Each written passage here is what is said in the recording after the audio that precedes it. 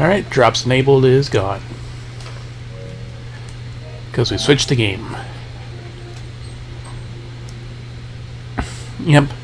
That's Sherlock Sholmes. You can't say Sherlock Holmes because that's a protected name.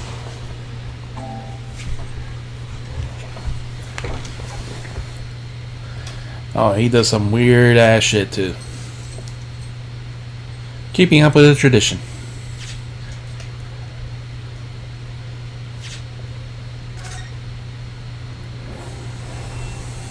Yep, we were about to, we had just finished exploring, right?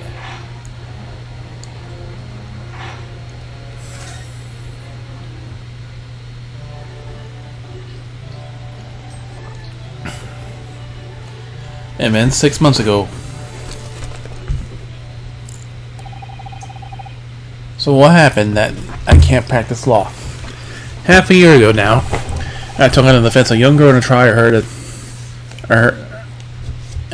heard at the Old Bailey. What at first seemed like a simple case of murder that took place in London pawnbrokery.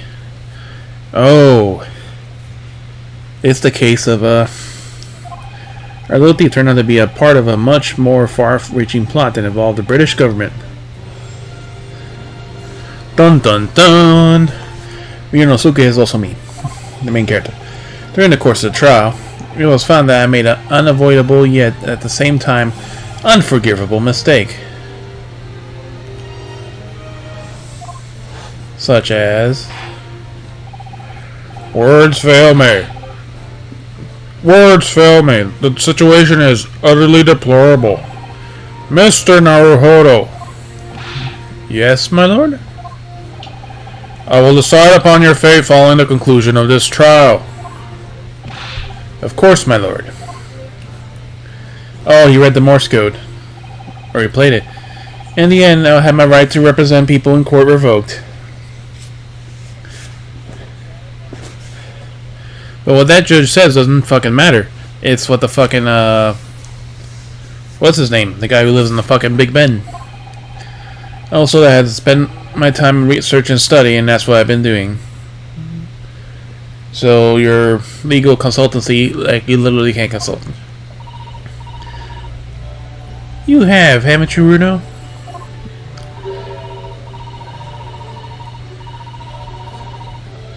Reading all those big fat tomes on British law up to your room. The notes in the notes in Sholmes' old cases. She is Iris Watson. Yes, as in that. Well, Wilson, not Watson. So not the same name. He died in the very first case. And she has already a doctorate degree at the age of 10.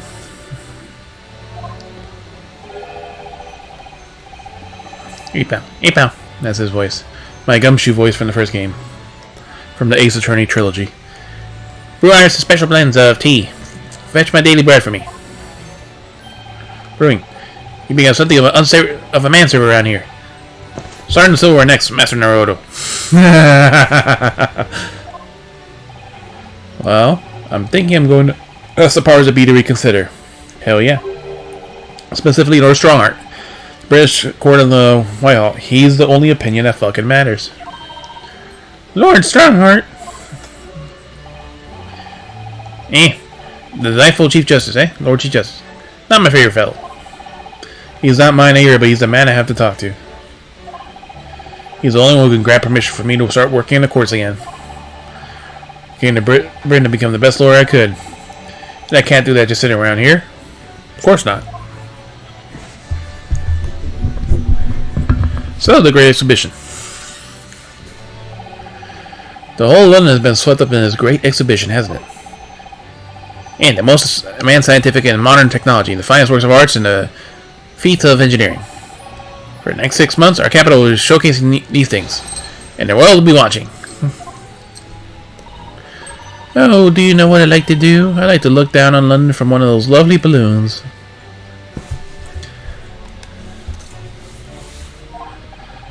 Look down on?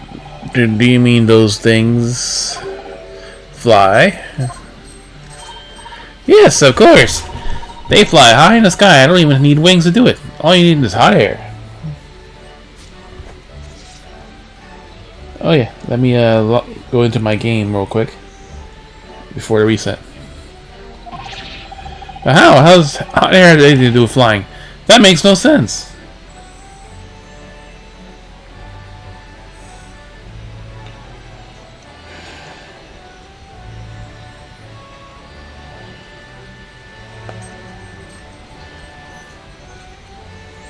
Alright, that's everything I could do for today.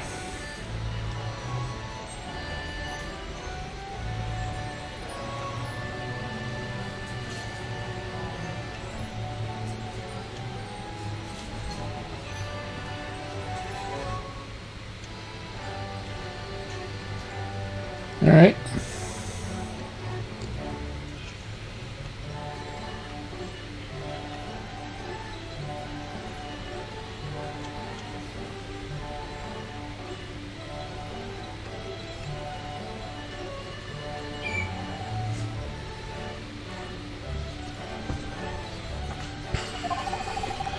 I can't understand it at all.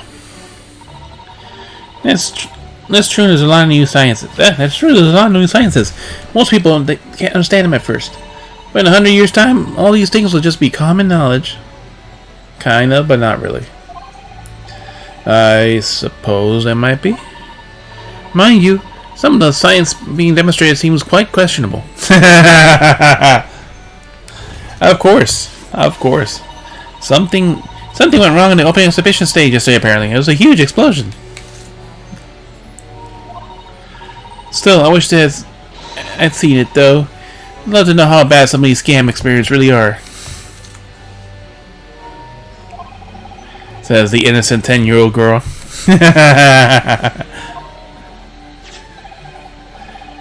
See here. Hey, pal. See here. Every page in this carries an article about the great exhibition. But the brighter things shine, the darker the shadows that they cast over behind them. Personally, I find myself drawn to the darkness. To the impenetrable. That's my proper atmosphere. The Great Exhibition newspaper has been entered to court record.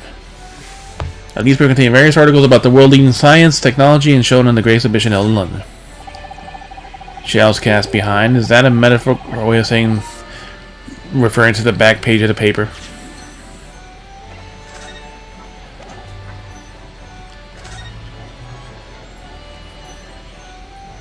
Eyes in the world are the Crystal Tower. Let's see the front first. Every article on the front page is about the Great Exhibition. Public experience to demonstrate brand new scientific ideas, cultural exhibits around the globe.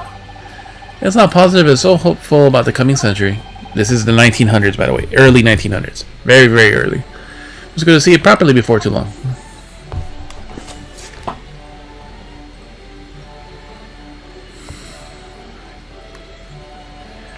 First test of matter transport device. Hey, this is the article we want. The Reaper attacked.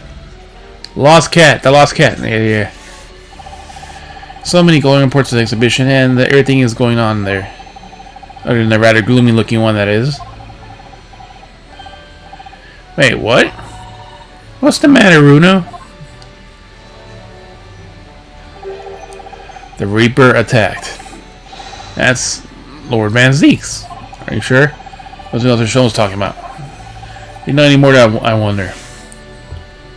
Oh, I think that's our trophy for the...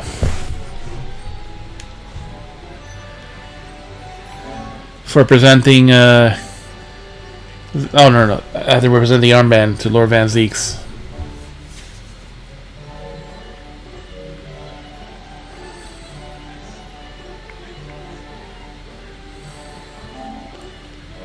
Completing episode 3. Yeah, we don't have many trophies left in the game. So you still gotta get some outfits and other stuff too.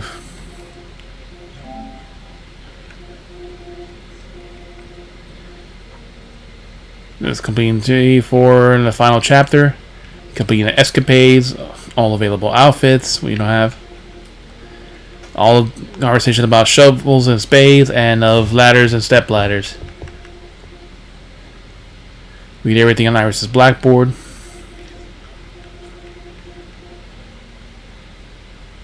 Mr. Sholmes' question about who might have belonged to the convict. Oh, that one's also for this one.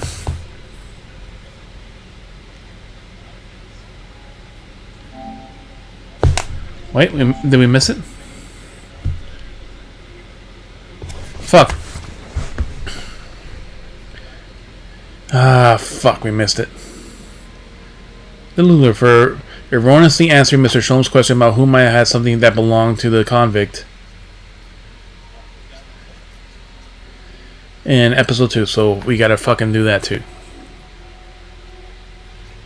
I have a feeling I know which one that is, so we have to get that one.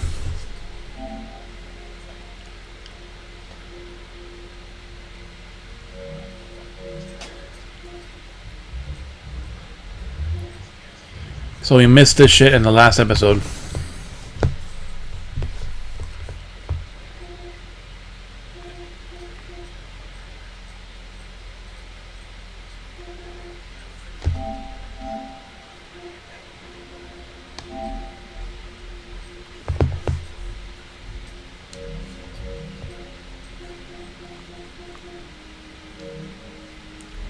So yeah.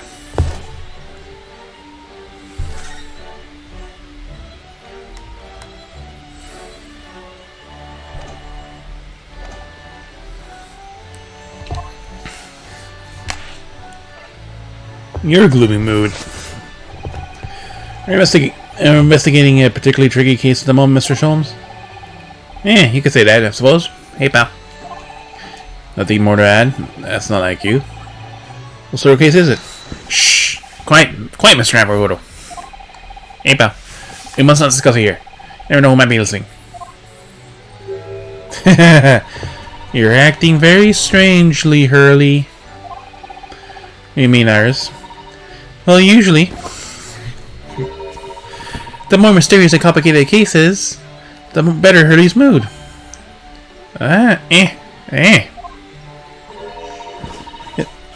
Is it really a case that's bothering you? Iris, please. You want to exercise your astute powers of observation and deduction on me without invitation. So, yes. You remember what I say. Put yourself in the shoes of the individual whom you're making deductions. Not once have you ever fucking done that. You say that, do you? You, Mr. Sholmes. Do you realize how you fucked up the life of the guy from the previous case? Never mind. Once I have my cup of tea, I must take my way to the crime scene at once.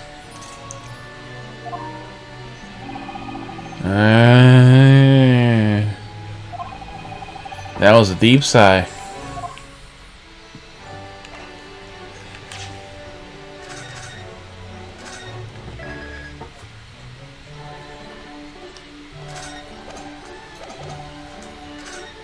The Reaper attack.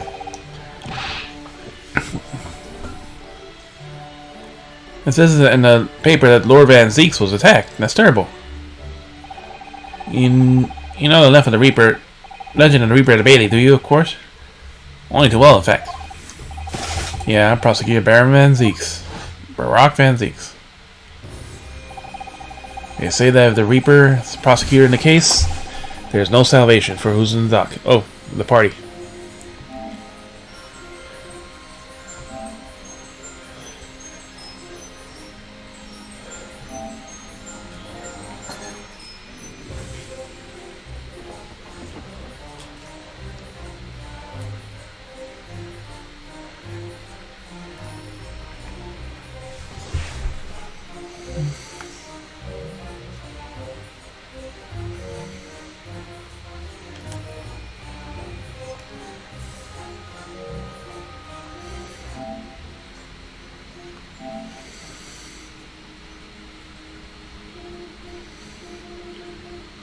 She's playing Genshin. Fortnite? What's wrong with you?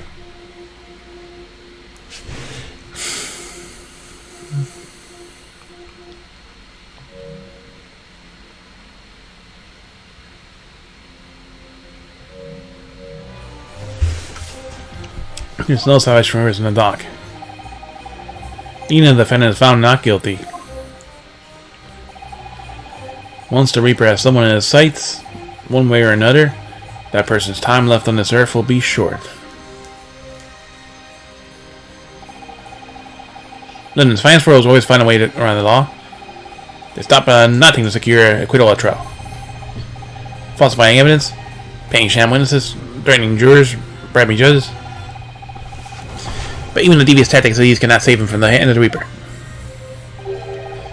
As you experienced yourself, haven't you, Mr. Naruto? Yes, I've seen the Reaper's retribution at work. Many of the criminal rogues are reckless and quite unafraid to die. The leader among their fraternity is seen to have been taken by the Reaper. Retaliation like this does occur. Really, the capital is a never-ending supply of such scoundrels. So, do you mean Lord Van Zeeks has been attacked like this before? This isn't the first time? He's quite an accomplished combatant, you know. Doesn't take these attacks lying down. Although, it seems that his assailants were armed with guns this time. Well, your sword is only so good against guns. Oh my goodness. Is he alright then? Is Lord Van Zeeks hurt? My dear fellow, how on earth would I know? Well, in this article here it says, as to what Lord Van Zeeks has in as to what of Lord Van Zeeks in his condition will be revealed in tomorrow's morning edition.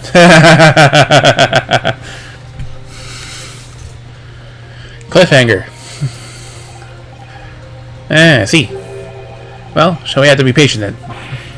No, I can't wait till tomorrow. In that case, you have to inquire about somebody in, in the know. But who? Lord Strongheart, perhaps.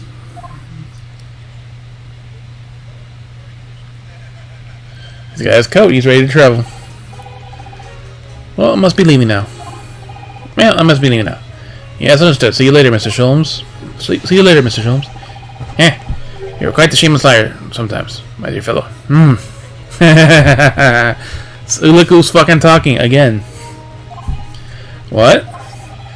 You seem to put me off guard as you follow me, don't you? Well, you'd be wasting your time. I thought that crossed my mind, but now I'm wondering where you're going.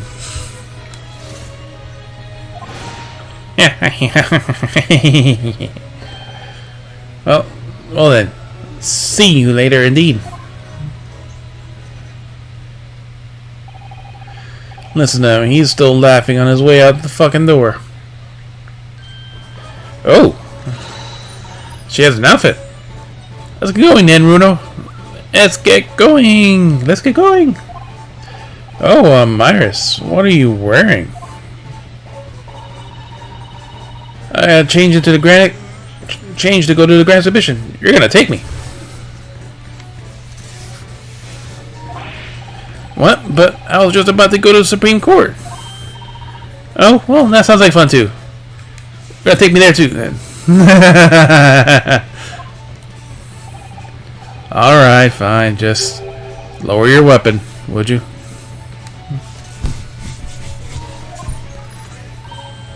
Of course. And after the Supreme Court, we'll go to see the great exhibition.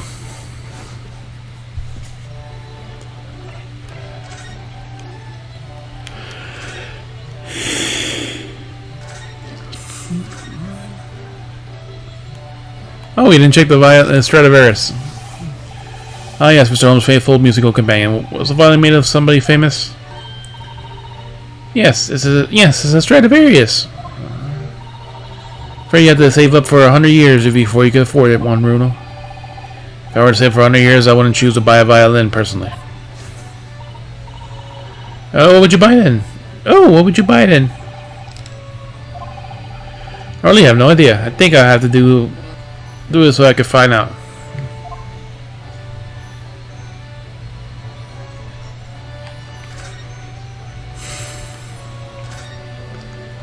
The important one. Or notice board. So we're not, that your ideas, right? What's the melting pot today? The blue carbuncle. Yeah, we've already seen this quote before. There's a garnet blue. The thing is, garnets are usually red.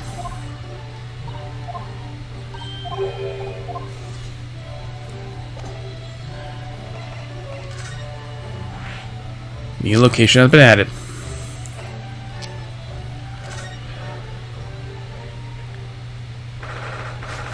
Back to my office. Now that we have Iris, we can have a conversation about spades.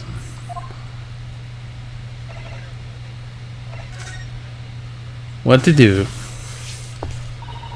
I'm so excited about the prospect of Naruto's anything consultancy opening for business again. That's not what it's called. It's Naruto's legal consultancy. The law studying in these past 6 months, reading law texts, judicial precepts. Sure, is a better lawyer now, but I can't wait to start practicing again. Nothing's changed in here at all, though, has it? This time has stood still here since Susie went back to Japan. Wanted to keep it ready for Mrs. Otto in case she was able to return to Britain at any point. So I just left everything the way it was. Oh, I see, right. And it was me thinking because of the way you are, Bruno. You know, never bothering to tidy up, I mean. Iris. This isn't the time or the place to bring up my tidiness. Or the lack of it.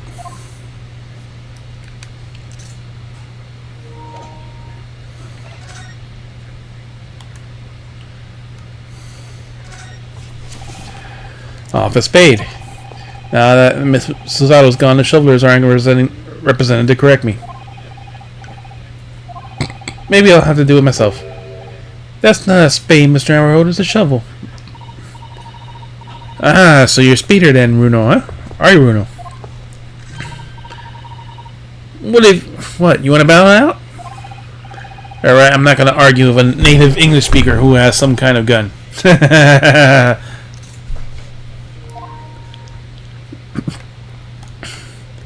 There haven't been many fucking ladders to examine. That's the other problem.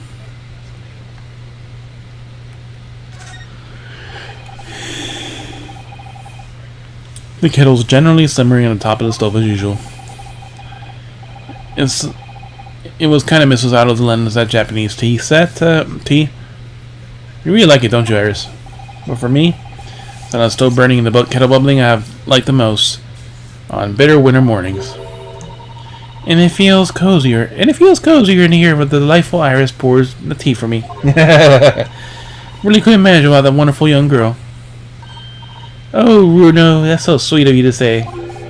Stop putting words in my mouth, please, Iris. Nothing here.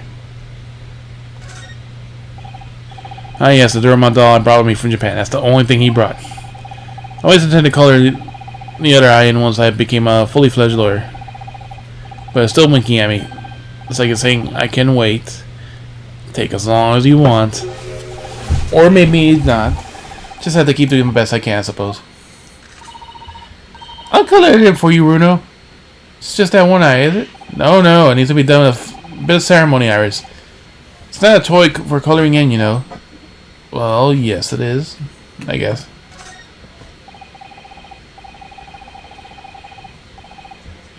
At first glance at the desk here might look like a mess. However, it's not a mess at all. Everything is exactly where I want it to be.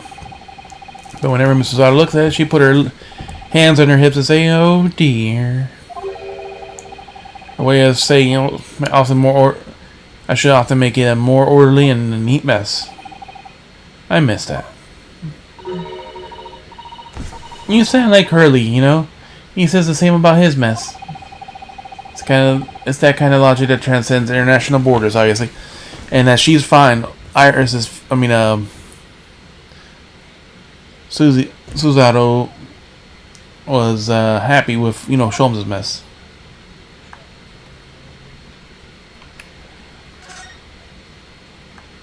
This desk is empty now. It's Mrs. Otto's desk. I suppose I won't get used to how now she's back to Japan. To wait there patiently for his old friend to return. Even now, I sometimes feel myself pouring a cup of tea for Susie by mistake. That explains why I sent to find a steaming find a steaming cup of tea on the desk. It shocks me every time. And it's just one of your, pranks. I see. Prank. No prank. I miss her.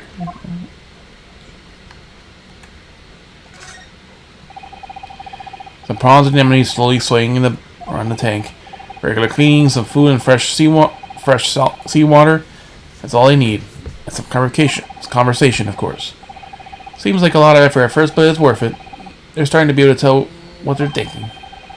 Funny to think that so many people in London had aquariums like this once, when they were all vogue. I expect to see sea anemones in the middle of the capital. I think I have to name them soon. Oh no, Bruno's disappeared. What?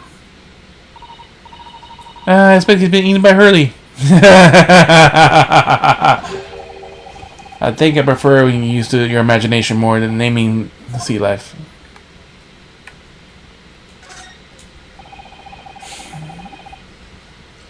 Never wanted to see what Mrs. Otter's room looks like. They go in now, of course, but I don't dare. The young lady's private chamber is a place of bittersweet secrets. Although from the laughter I used to hear from you when you visit, I imagine it's mainly sweet. Oh, we used to have such fun in Susie's room. She told me all sorts of interesting things about your country, you know. And of you.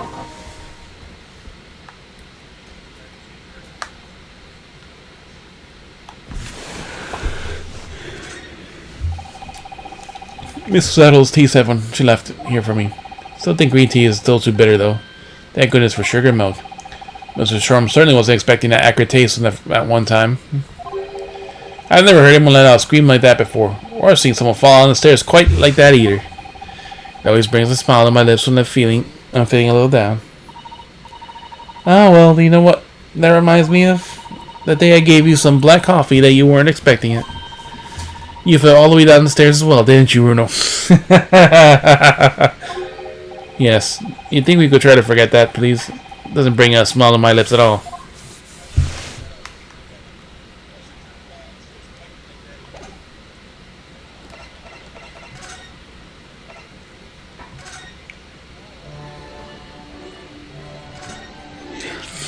You're going to examine everything again? No?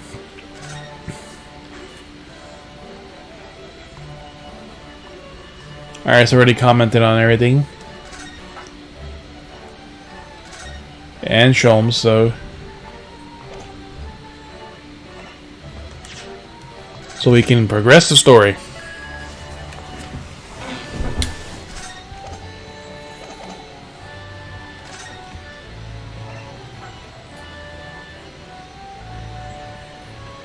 Lord Chief Justice Officer. Norrell's legal consultancy. Has been 6 months since Susie went back to Japan. Lodging is an office located at the attic above the suite of rooms rented by Mr. Sholmes. Call it consultancy, but the clients aren't exactly beating down the door. Sholmes, sweet. What should I make you for breakfast tomorrow? Why don't I surprise you, Bruno? The home and office of the world-famous great detective and his young companion Iris. People from all over the globe have come to engage in this consulting service. I know, I think it's a good place to visit. This place is a good idea. Office Lord Strongheart, the Great Britain's great capital city, London. Kind of grand stone architecture, echoey of thick of a vast cog-heel lens in the air of authority.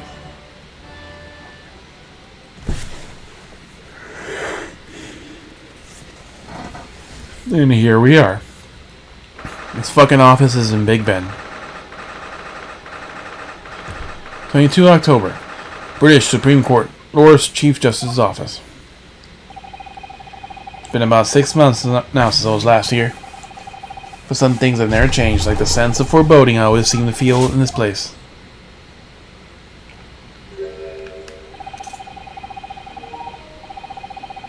It doesn't seem to be bothering Iris at all, though.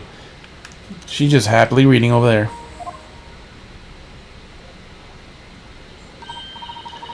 Oh, I love this place. I always find so many interesting books here. Of course, I was forgetful that you had been here before. Time I came around 6 months ago. When was the last time I was given the news that she had to return to Japan?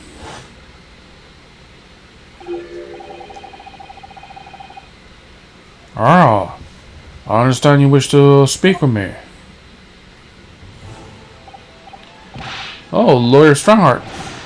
I trust you've been keeping well? Let's see, since you arrived, requesting an audience, it's been 4 hours, 32 minutes, and 26 seconds. Kept you waiting a while, my apologies. Oh, no, not all. Nothing more than standing around and staring into space. Good to know. Good to know that doesn't appear to be bothering him at all. Male Strongheart, Lord Chief Justice of London. He's the man who allowed me to start practicing as a defense lawyer when I arrived here in Britain as a student. You only need to savor the errant moment in his grand office to understand that pre-eminent status. As you're well aware, the Great Exhibition of London is now underway at last. We're extremely busy as a result. Policing the grounds, guarding new technologies, dealing with petty crime. And furthermore, as of next month, we shall be opening the International Forensic Science Symposium. Oh, I've not heard about that. Investigating authorities from 40 countries and around the globe are taking part, including from your own land. Forensic science is the future. The world must embrace it. As we are hosting nation, I have much to do. Why?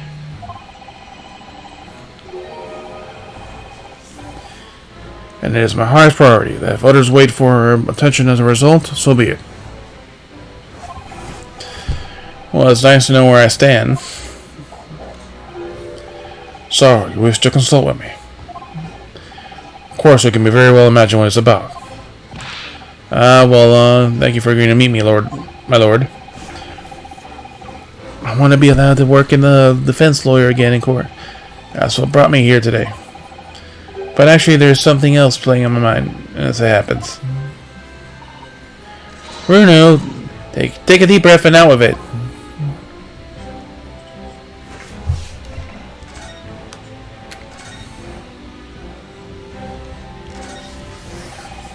You couldn't read all these books even if you were reincarnated 3 times over as a bookworm. Oh, I know. So much reading material. I'm very envious. It's really been running around. I've already been running out of things to read recently. That's because you read so fast.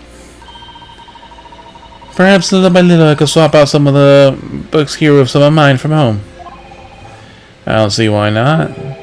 No one would notice, or at least I wouldn't, even if I was reincarnated here 3 times over as a librarian.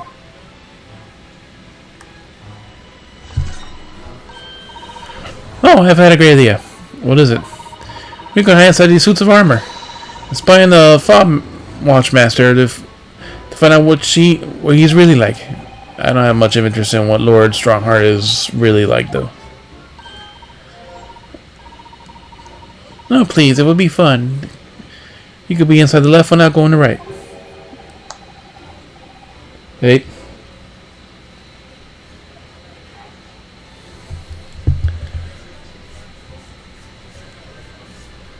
I saw the party thing earlier and then nobody was here when I came in. Huh?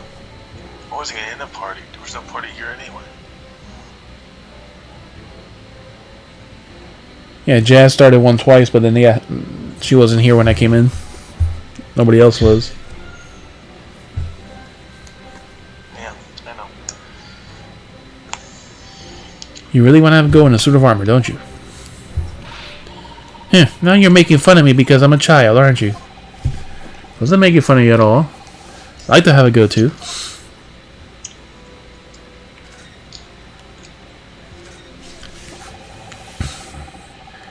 The cogs of a giant clock are keeping the time as usual with the steady rhythmic motion. It really is quite disturbing how the sounds they make considering their massive size. A little sound. Someone very brilliant must have designed it, and whoever maintains it must be very talented too. But I'm not entirely convinced it's even a clock. What? But what about the huge clock face that forms a window over there? Some people just make machines to move for the fun of it, because they enjoy watching them. Prayer like Hurley makes his rambling deductions just for the fun of it. Even if the outcome isn't quite right. Never mind, all trouble gets others along the way.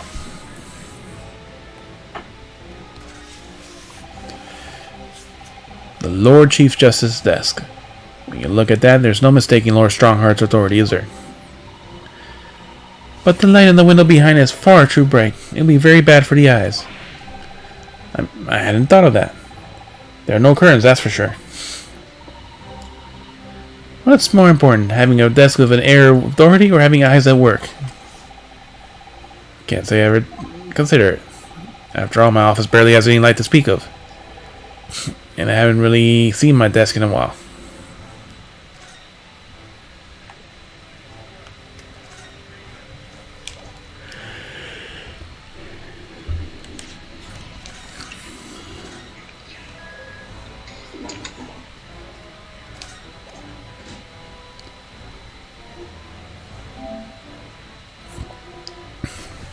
So what have you been up to?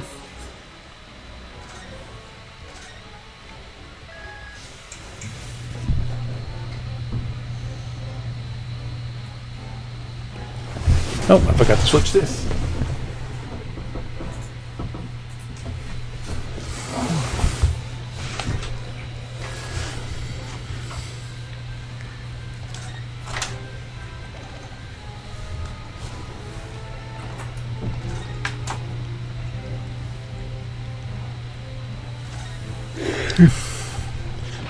Oh, that reminds me, have you seen this? Reports of the overwhelming success of the great exhibition, of course. No, not that, the story on the back page. What story? The Reaper attacked? Oh, that. You've enjoyed some victories in court against my #1 prosecutor, have you not? Poor Mr. Reaper, what happened to him? He wasn't killed, was he? There's no need for concern. Lord Van Zeeks would not have been dispatched so easily, I assure you. Can you tell us what happened? We'd really love to know. Very well. If it interests you. It does, strangely.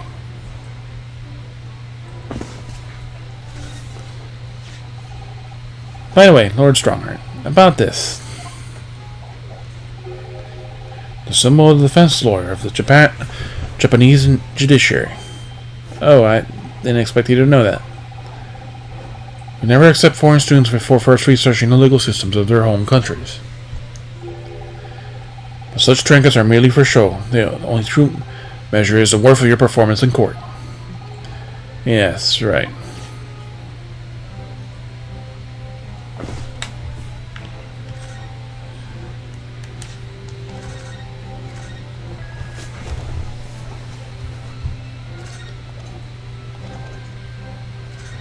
Permission to work. She came here today to ask for your permission. Go on. 6 months ago, right to work as a lawyer was revoked, and I wish to spend my time. I was told to spend my time studying. Honestly, I'm very sorry what happened, but the thing is, made me understand what it really means to defend somebody under the rules of a foreign justice system. And I desperately want to have another go. Please permit me to enter the courtroom again. ...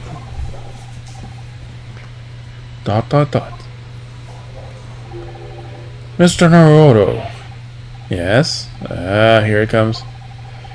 I'm sure you haven't forgotten your position here, have you? At best, you are a substitute for your compatriot. That was never your intended role. Well, that's true.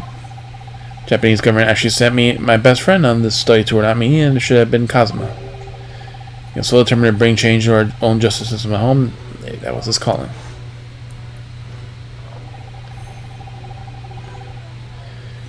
If that tragic accident hadn't happened, I wouldn't be here in the office now.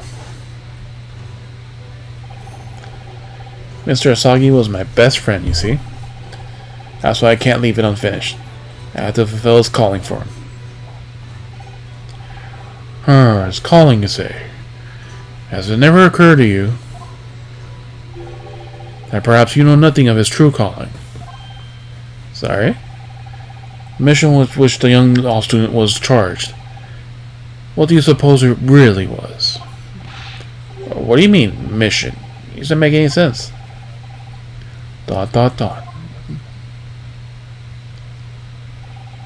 Never mind. So he knows the truth. I've read all the reports you submitted over the past 6 months. It's clear to me you regret your actions and have been studiously obeying your revised instructions. Do you mean... As of this moment, I reinstate your license to practice law here in Great Britain.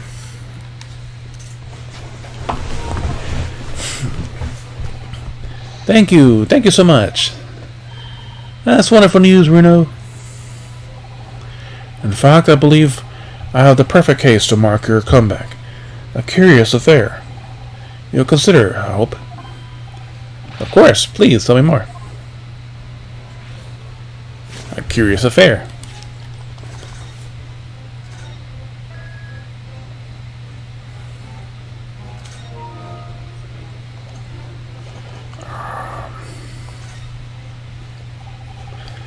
You describe it as a curious affair.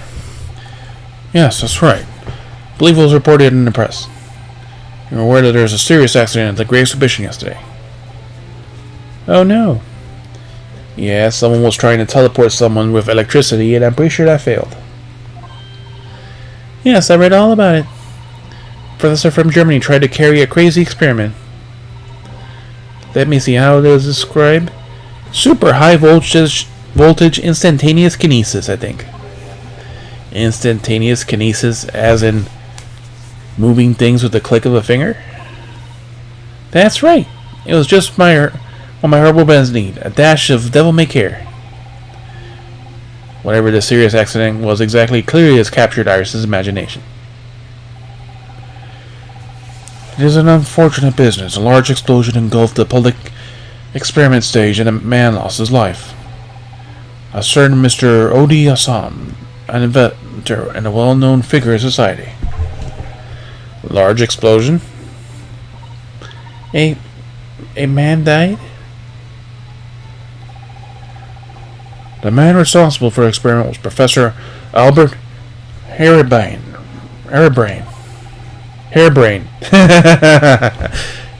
Professor Harebrain. Wow.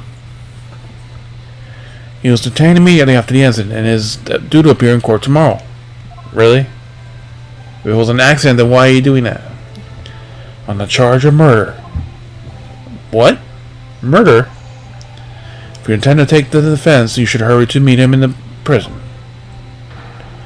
There is very little time left for you to carry out any kind of investigation. The Great Exhibition. Scientific experiment gone wrong at murder. I feel on my death before I've even started. Still. We should go to the prison straight away then and try to meet this German professor. Don't you think? Definitely. Oh yes, one more thing about the case. It's a connection between our mutual acquaintance, the Reaper. Oh, Lord Van Zeeks? How?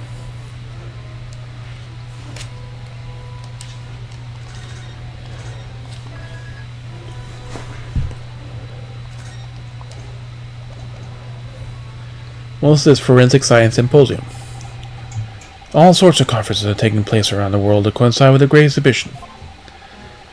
And next month, the largest and most important of them will take place at last. The International Forensic Science Symposium. Does seem as though criminal investigation needs to embrace scientific methods, doesn't it? Exactly.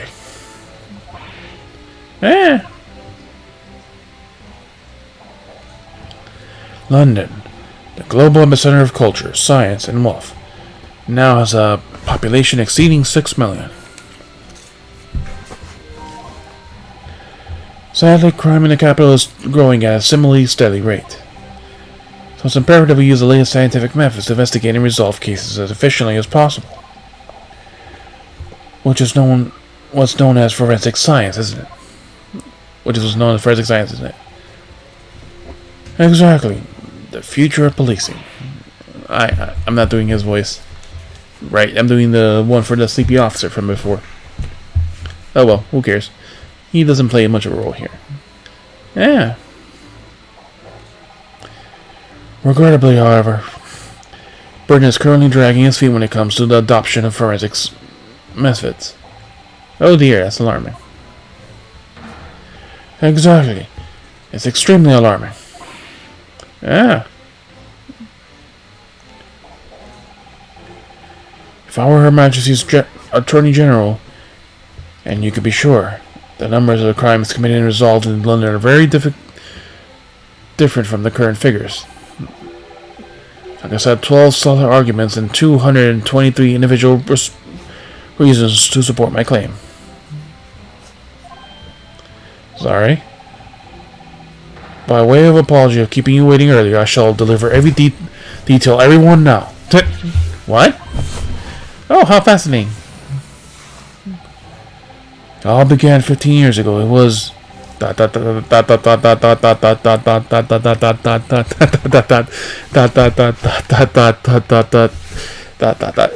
just passing out.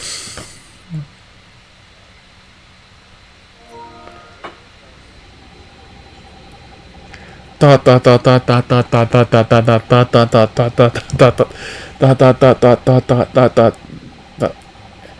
that more or less sums up my feelings on the matter.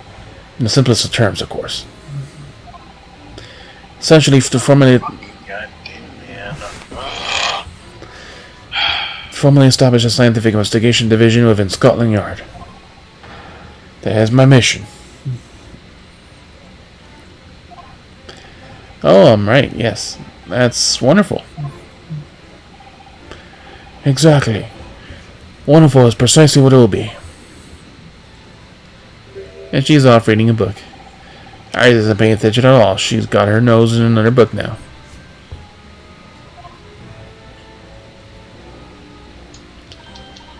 Oh, is it over? Did you learn anything useful? I actually drifted off for most of it. He's surprisingly ardent for a forensic scientist. About forensic science.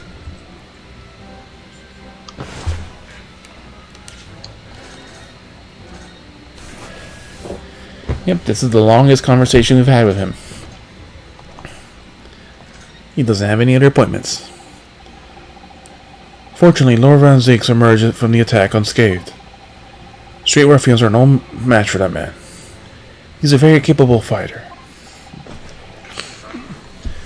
But that's incredible. They were armed with guns. Why was he attacked though? Do we know? It's related to events that occurred a month ago. The leader of one of city's capital criminal organizations was indicted and prosecuted by Van Zieks. But the man was acquitted. I have no doubt large sums of money were involved behind the scenes. Large sums of money? A deplorable situation. Members of the jury were bribed, it seems. However, despite winning his freedom, the man in question met a dramatic end yesterday. But you're not suggesting that it was the work of the Reaper, surely? The victim's henchmen certainly seemed to think so. He was a man by the name of Osman. Mr. Odie Osman. Did you say Asman? Asman? That's the man who died in the big explosion at the Great Exhibition. Yes, known publicly as an inventor. But in reality, he's the head of a significant crime organization. Investor. Unbelievable. I wonder, can I ask you something a little stronger? Try me. Why do you lose Lord Van Zieks as a prosecutor? ... All the criminals who manage to get off the court then meet with a mysterious ends outside the courtroom. And fearful of their fate, they seek to strike Lord Van Zieks at first. Well, there's no evidence that they actually is the Reaper in that sense, but still. Something's clearly going on here. I have Van Zeek's work for the prosecution service for 2 reasons. Firstly, the man is the best prosecutor in the capital, bar none. And secondly, any deaths of criminals that have occurred outside the courtroom following his trials are nothing to do with him. That doesn't make sense. How can you explain that so many have died if not by someone's hand?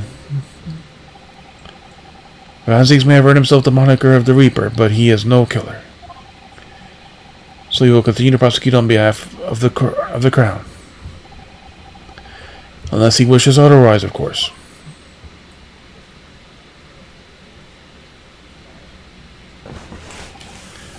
Well, I must be leaving for my next engagement. I'm already 11 hours and 17 minutes late. My colleagues will be starting to fidget. 11 hours late. 11 hours late? That's quite something. That meeting had already started when I arrived back here for this engagement with you.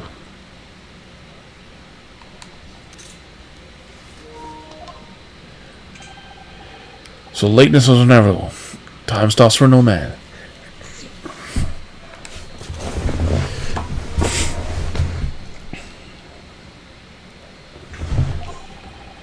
I'm sure it's not for me during those 12 solid arguments and 223 reasons. Oh yes, where would I find Lord Van Zeeks now? I would assume he's at his office. Right, I'll go and ask him about the attack in person, when I get it straight from the horse's mouth. Away for you now. I'm leaving Professor Hairbrain's defense entirely in your hands.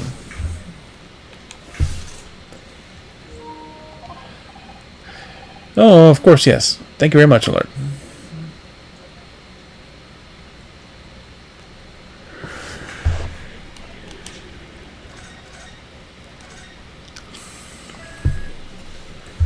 Oh, we have somewhere new to go.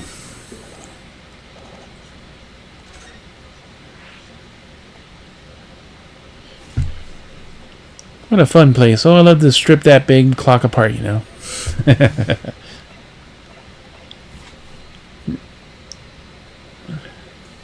Prison cell where the defendant, Professor Hairbrain, is being held. The contrast with the exhibition makes the darkness in the here seem all more oppressive.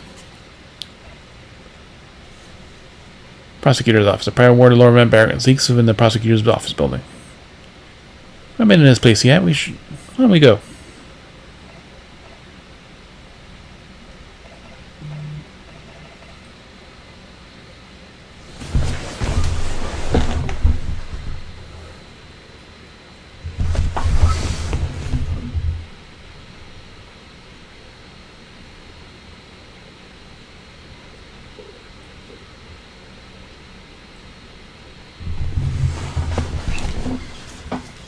Let's go to the prison first, since we have to go to the prosecutor's office.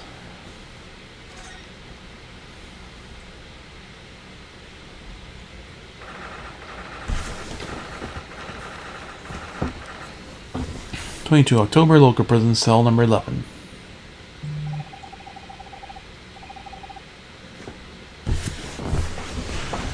Warden said, cell 11. That's this one. Oh, there's someone curled up in the bar in the back corner. Look. What's his name? Professor Albert Hairbrain? Was it?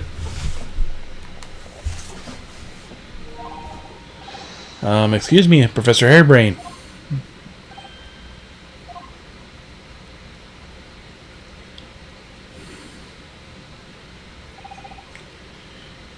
What kind of voice should we do for him? Whose are you? Amino Suka Naruhodo, defense lawyer. A lawyer? That's something I said? It's a lawyer, as you say. Would you be here about the experiment? Are you going to defend my hypothesis? Your hypothesis? Sorry, I don't... Yesterday's demonstration! That demonstration was a magnificent demonstration. It was an announced success by anyone's calculations. But despite that, no one listens. No lawyer believes in science. It's all explained.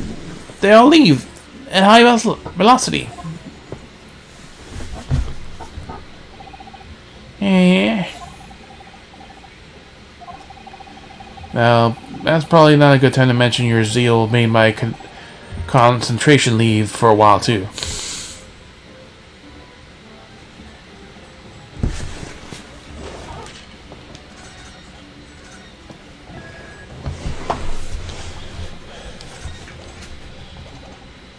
Let's see if we can present that article, since it has his first thing.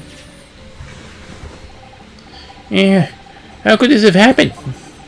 You must feel awful, as well as the man losing his life. The Crystal Tower is greatly damaged, too. I know what happened. It must have happened. It must have been that. That? The day before the demonstration, I had the usual meal of frankfurters at a hotel restaurant. I paid my bill. They gave me 3 shillings too much in change. But instead of saying anything, I just left the coins in my pocket. They're still there now. It's divine retribution for our wrongdoing. Yeah, that's what this is.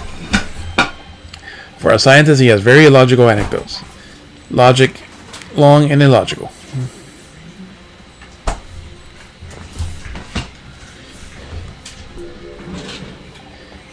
Ah, fascinating, yes. In Japan, where I come from, this is a symbol of the defense lawyer. Wearing it is very bracing, I find. Yeah, your words make sense to me, but they certainly seem illogical. What do you mean? Well, for example, I find this white laboratory coat that I wear for work very bracing too. However, in my case, it's a very perfect logical reason for fitting that. Oh, really? What's that? I purchased the wrong size by mistake. It's one size too small for me. Sleeves, especially, are extremely bracing. I can barely move my wrists. Well, that is bracing. That's what you call logical, is it? Of course, it's not illogical. That's science, Mr. Naruhodo. Yeah, this guy's going to be fun to defend.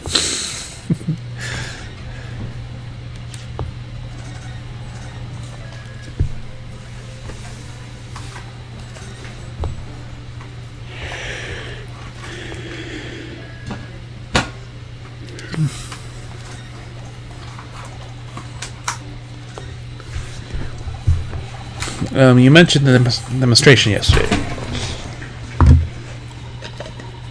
The papers are calling it a spectacular failure. After all, a man died in an explosion, didn't he?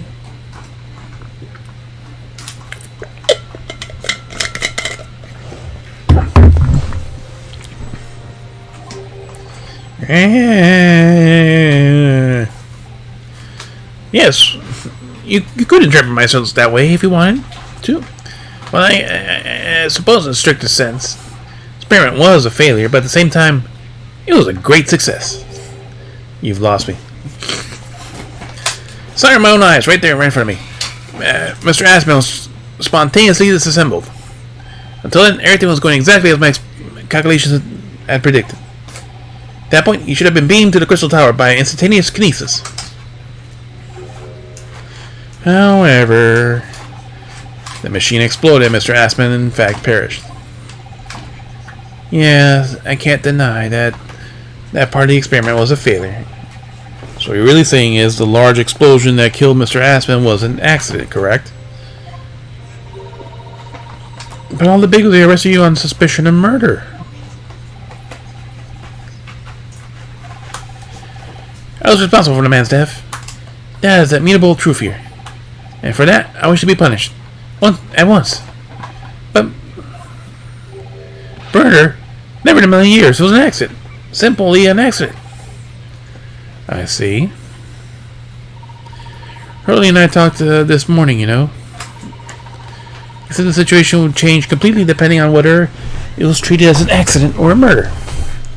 How exactly?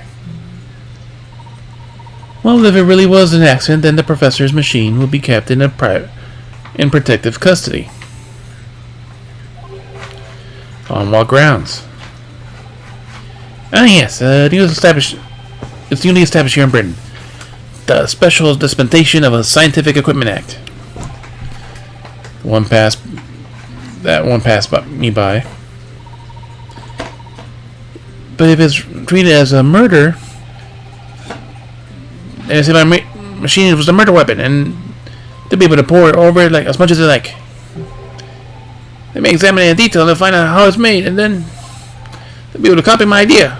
My precious hypothesis will be stolen. The machine must be protected from that at all costs. So it's imperative this whole incident be shown to be an accident in tomorrow's trial. I see now. And yet, you know, if it's a murder, you will die. And it won't matter anyways.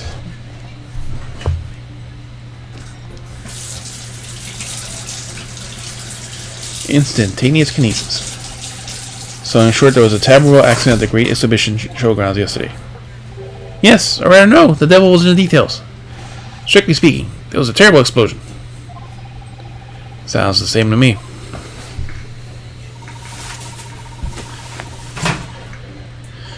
You were demonstrating super high voltage instantaneous kinesis, weren't you? How fascinating.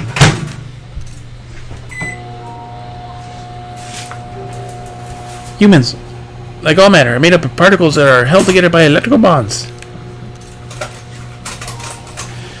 So it must be possible using sufficient high voltage to break those bonds and beam particles through space. That's it in a nutshell. That's my idea, you see? That's my amazing hypothesis. Gosh, that's unimaginably high-level science.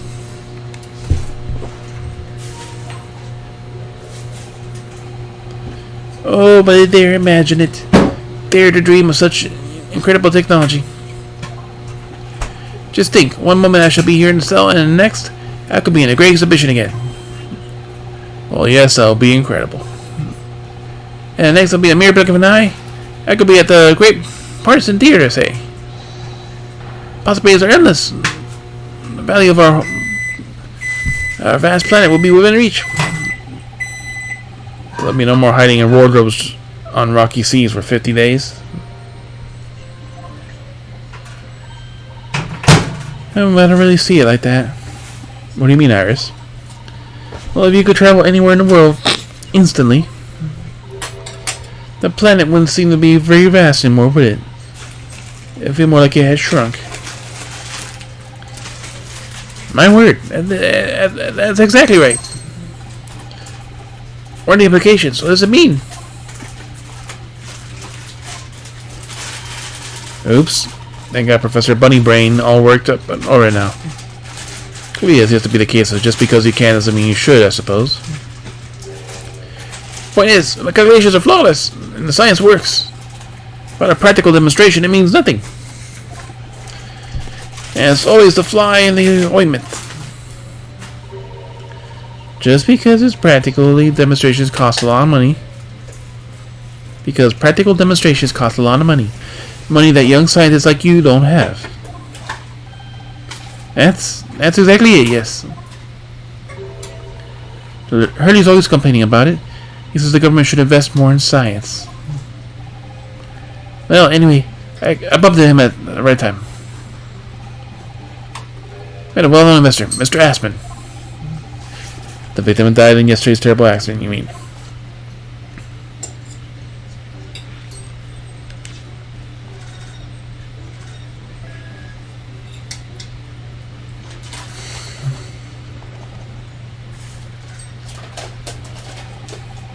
The full name of the man who died yesterday's accident was Mr. Odie Asman, wasn't it? Exactly. What's your relationship with that man? He first visited me in the laboratory in Germany a year ago now. So he wanted to invest in my immaculate hypothesis. I thank my lucky stars. I see. So you hadn't really known each other until then.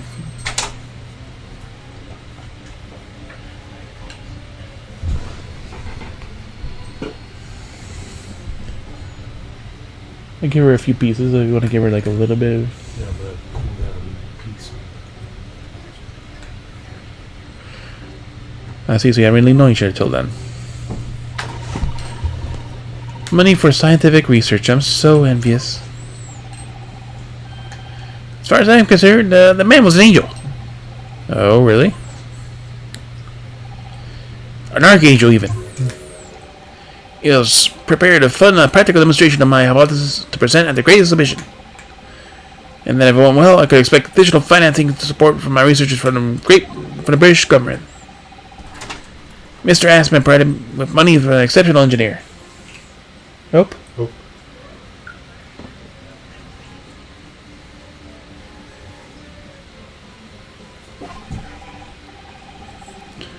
He produced a machine to my precise specifications. But then your dreams were blown to dust once in one enormous explosion. As you can see, I owed everything to Mr. Aspet. I would never even have thought of taking this man's life. Well, he seems genuine enough, but I don't think he's lying. Not at all.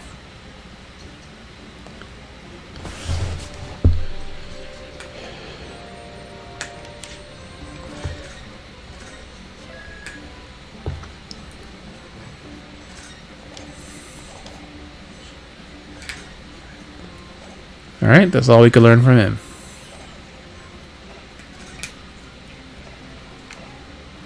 If you let your concentration slip, you might miss what people say.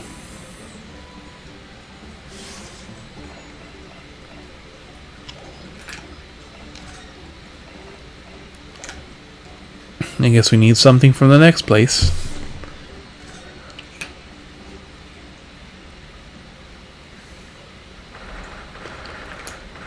22nd October, Prosecutor's Office.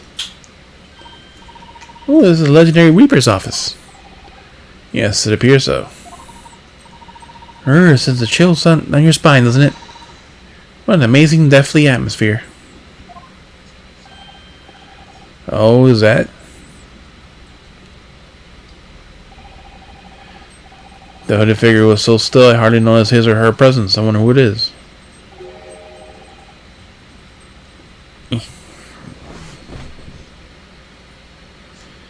What are you doing here? Oh, that's someone else. He is as unwelcoming as I thought he'd be. Actually, maybe even more so. Oh, glad to see you're well. I am. So, who's the person over by the wall? Being punished for something or other? No punishment is taking place here. Oh? That's my apprentice. He's sitting there of his own free will. I didn't know you had an apprentice. Must be the same person who was pictured in the newspaper.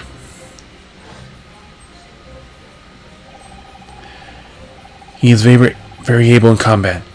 A requisite skill under my tutelage. You're referring to the attack on the Reaper that was reported in the papers? The Reaper. I'd be interested to know the Reaper's true identity myself. Assuming that it is such a fabled genuine fiend generally inhabits the great courtrooms.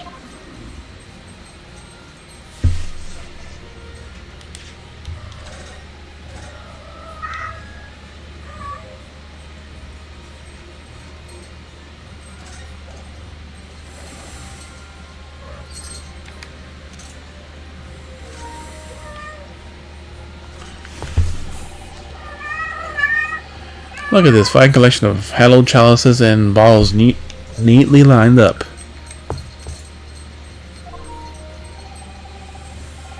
My hallowed bottles are filled with the essence of the finest grapes from the finest vineyards I visit. And I personally oversee these chalices being made by the finest crystal craftsmen in the world. And you destroy them so readily. And yet you throw them around in court like they were worthless. Yes, because this imbecile is so unimaginably and repeatedly wide on the mark sometimes. Oh? Before you open your mouth next time, you should consider the poor artisan whose work you defile. You're the one who's throwing them, not me.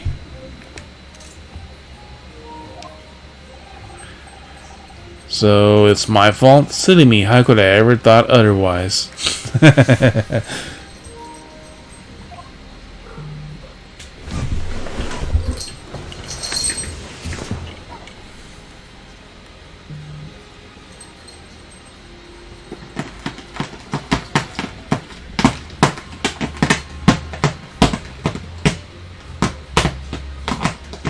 Oh, please stop.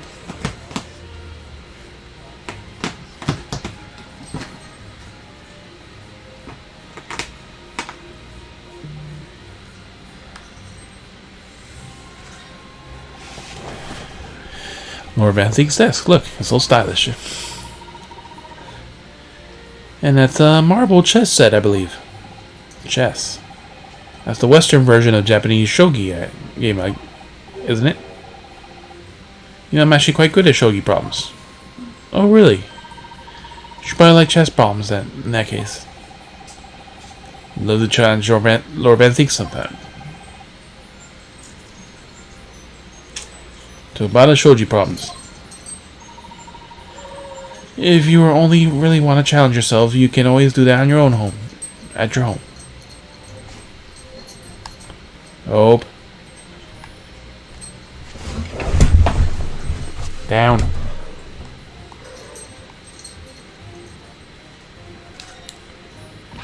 Down. Oh look, it's a scale model of the Great Exhibition Showground. That's amazing. I wonder why it's here. Perhaps he made it to take his mind off the sadness of being too busy to attend in person. Or perhaps he's too embarrassed to queue up for a ticket. Surely it's obvious I'm using it as an investigative aid. Ah.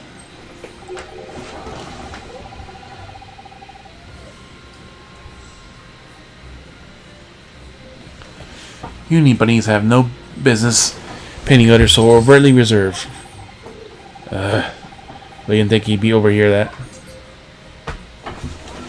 No scratching the couch.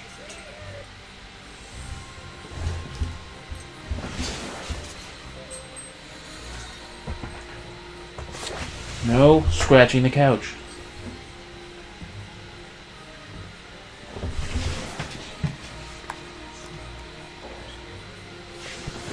A giant portrait. Portrait really dominates the room, doesn't it?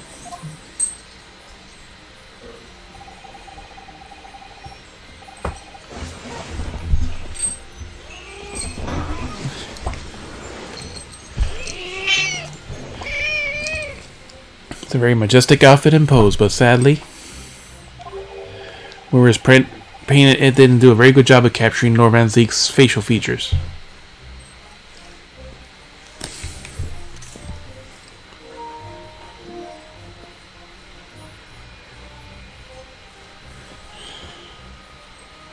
You can't chat to a network connection failure.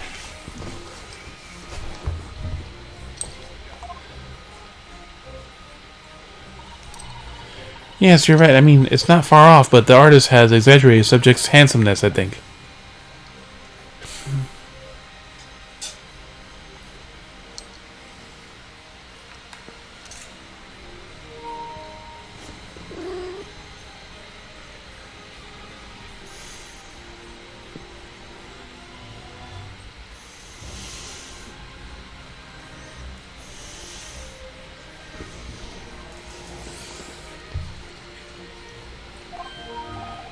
Ah, that reminds me. Heard the Emperor's Napoleon of France ordered artists to make him look more attractive when they painted him.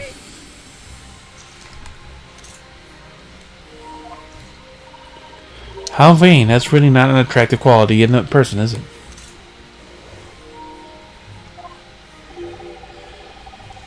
That portrait does not depict me. Surely that's immediately obvious. Oh, then who is it?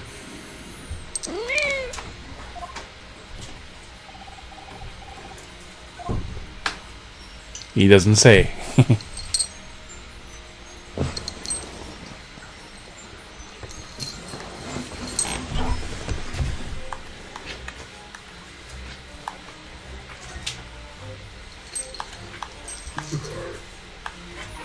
Alright.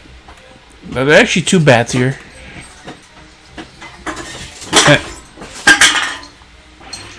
Wow! They were bats.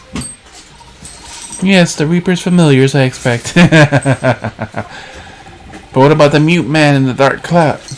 I thought he was a familiar. He's not the flying kind. He must be a dear friend of Mr. Reaper, then.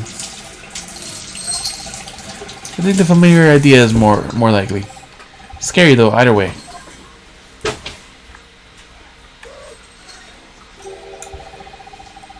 Look at all these ancient casks lining the wall there.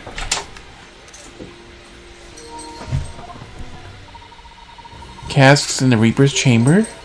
Or are they caskets?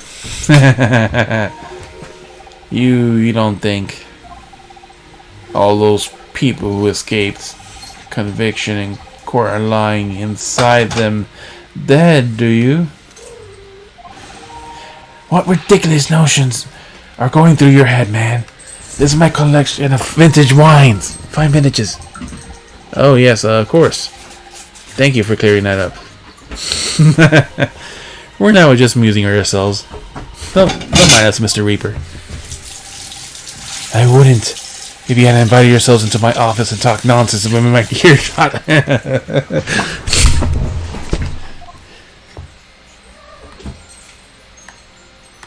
Alright, now the cloaked figure. It really looks like a punishment to me. I've never seen someone sitting like that before. He hasn't moved the muscle since we arrived. You think he's dead? Nah. If he was dead, Runa, he wouldn't be sitting up, would he? Well, anyway, dead or alive, he's not overly approachable, is he?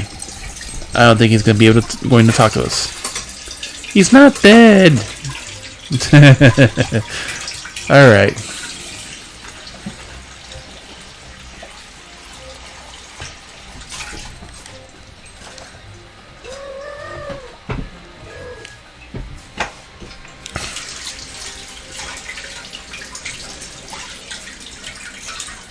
Let's start talking to him. Lord Van thinks about the article in this paper. Ah, yes. It appears there was a reporter nearby when that little skirmish took place. I had no idea I'd been photographed. It was careless of me. It looks as though it was taken after the people who attacked you had run away, though. Rest assured, the police have already apprehended every last one of them. There's someone else fighting alongside you, it seems. Yeah, I think it's the same man who's sitting over there as we speak, isn't it? As I mentioned already, he's my apprentice. Perhaps you could tell us more about him.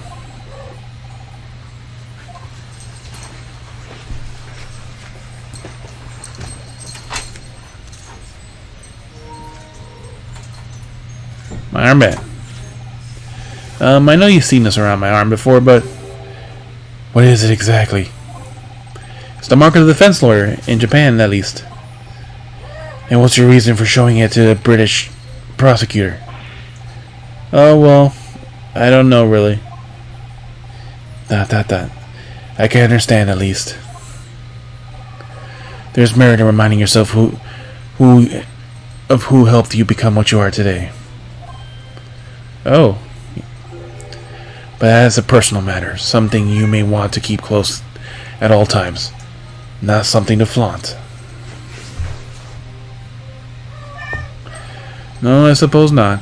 Thank you for understanding, though. Inspirational roots.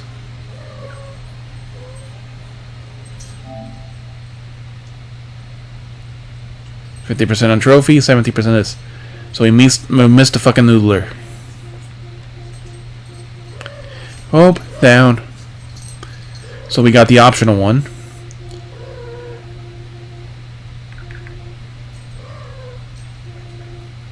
Now we just gotta get the complete the episode.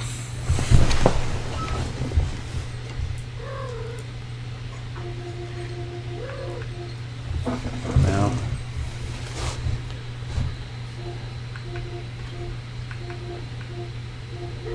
The blackboard, the spades, the ladders. Hope. Down.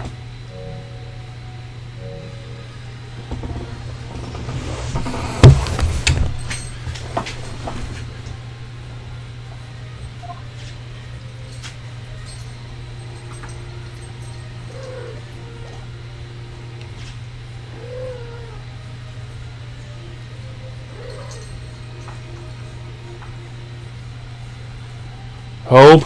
Down. It's a very touching thing. It makes him actually look human, doesn't it?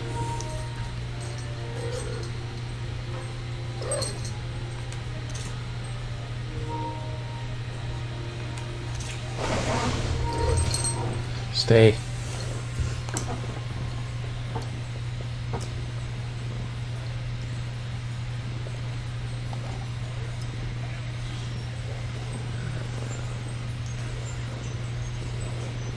And here she is purring.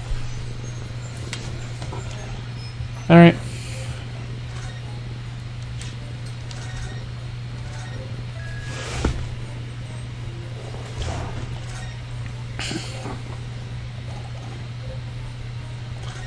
Last night's attack.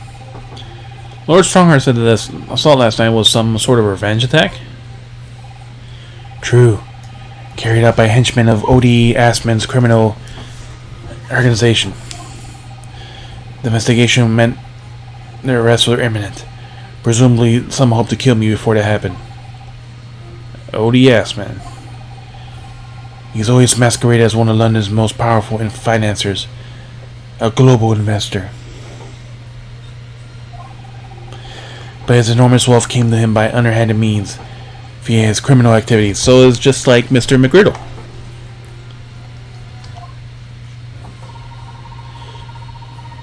And he used that money to buy himself a verdict of not guilty. And he used that money to buy himself a verdict of not guilty when he was found himself in court, didn't he? By being prosecuted by you, Mr. Reaper. But the man got his comeuppance in the end.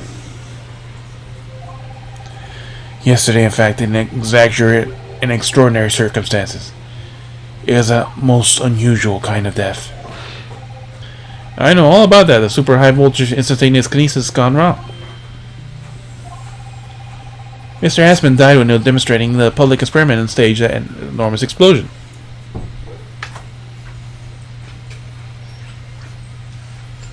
Jenny purring and calm right now. Correct. And you think I have some kind of divine ability to cause the accident like that to happen, do you? Well, no. That does seem a little far-fetched. How about demonic? If this man really is the fabled Reaper, then he has to be innocent of this particular death, at least. It's strange how that's worked out, hasn't it, Bruno? I mean, were you taking the professor's defense in the trial tomorrow? What? You're gonna be defending him? Yes, I'm defending the ass man.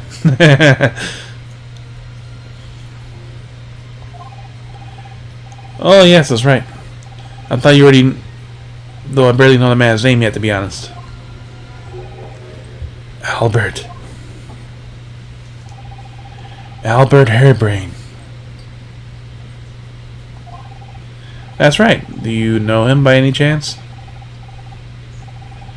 Of course. He's a contemporary of mine. We were at university together. Oh, wow. He actually has a past. You're... What? You're contemporary.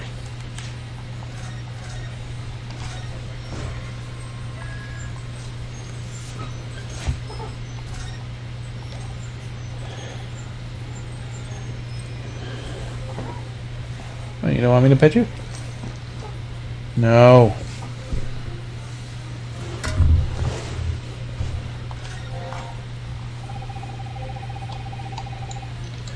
Hey, you're back. Yeah, I don't know what happened. It said you couldn't chat because you lost connection, and then it made you leave the party like a minute later.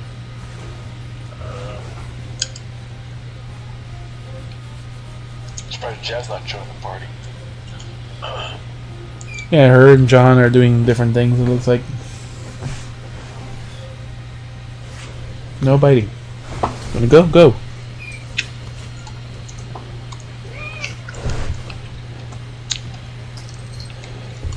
So I'm defending Professor Hairbrain for murdering his financial assistant, the Ass Man. The ass man. The last name or first name? That's the last name. It's like, how was today, Mr. Ass? Like Albert Hairbrain, and we learned about something, and where was it? Yeah, Mr. Ass Man, 1S.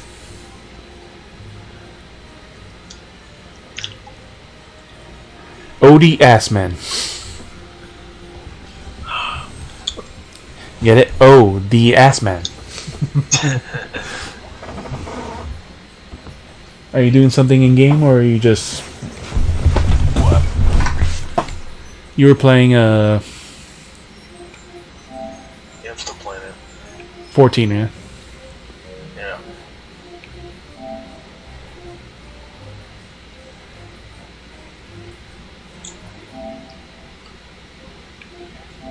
I wonder what Jess is doing.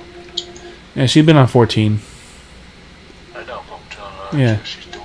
Since she's in the Ruby C.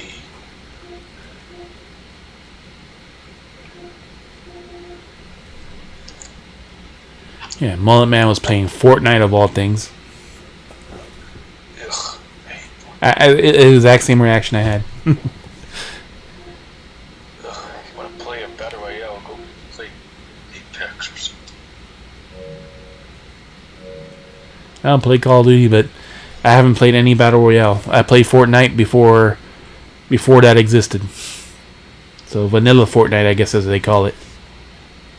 Yeah, I did too. Because a friend, Eddie, I think was the one who invited me, or no, someone else. Because they were a founder or something, so that you can invite one friend or two friends with the key also. Oh, did not know that. I think it was Eddie. No.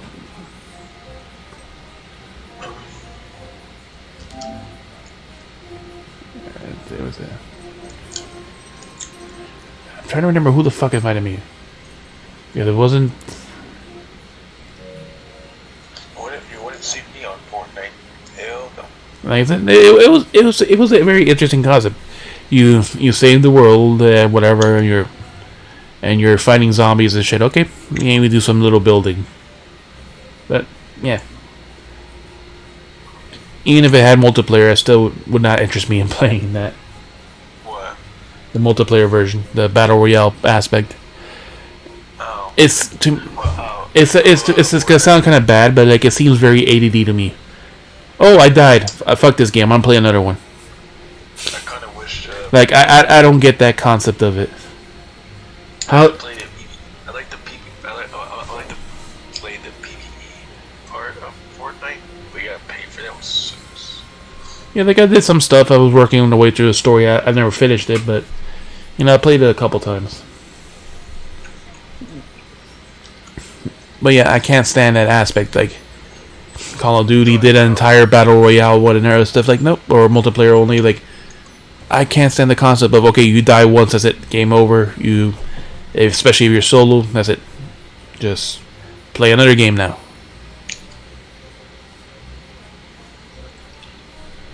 Like, how does that teach you to be good? You don't even have a chance to get revenge against the person that killed you. Unless you play one of the very few modes where you have multiple lives as an entire team, like Battlefield. True. That's how I feel about it, at least.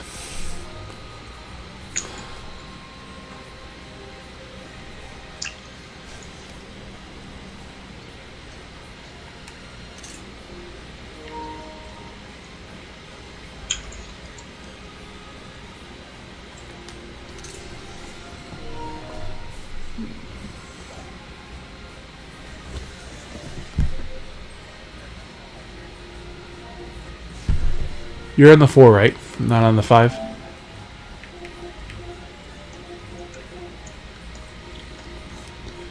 Or are you on the PlayStation 5? What? Are you on the PlayStation 4 or the 5? 5. I don't have a. I have 4. I don't have a 5. We're trying to get one. I gave up. Well, it's been a year now since it came out. A few days ago. I don't know, but still. I'm wondering if you could do the picture-in-picture in that. It was like you can do it in, I know on the PS5, I don't know if you could do it on the 4. What? Like, if you join a share play, there's an icon, like kind of like a minimize, like you could pop it out.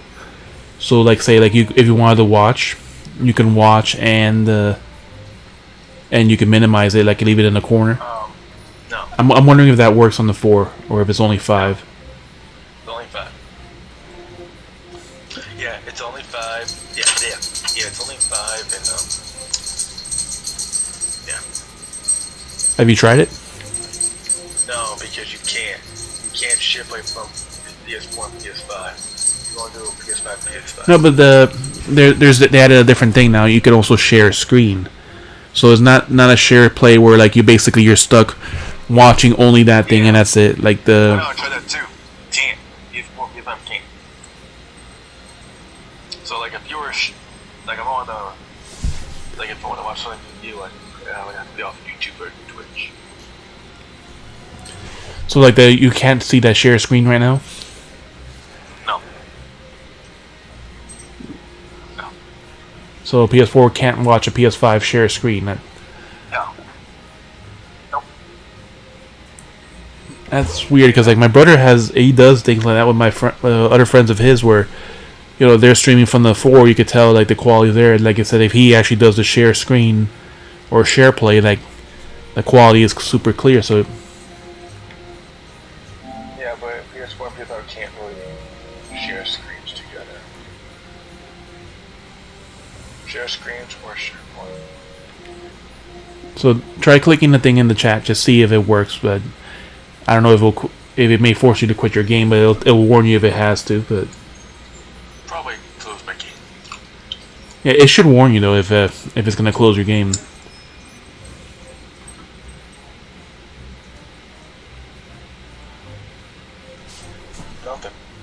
Nothing important. I think it's probably because you're in a game that you can't actively do it. Nah, either if I could do it, it would just tell me to close my game.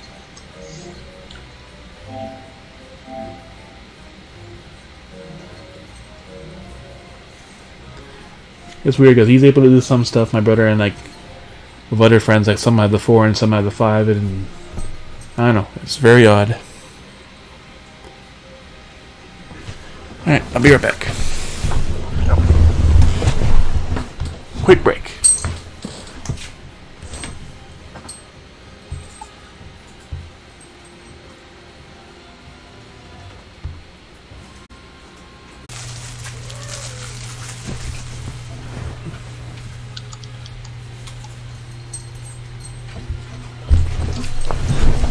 Alright, and we're back.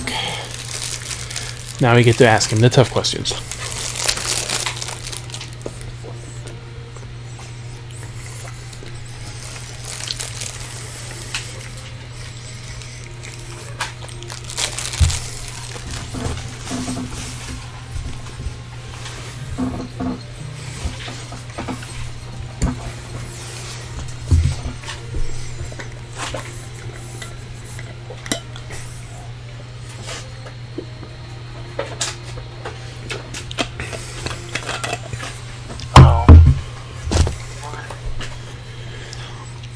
I understood that Professor Hairbrain was from Germany, though. Not Einstein, Hairbrain.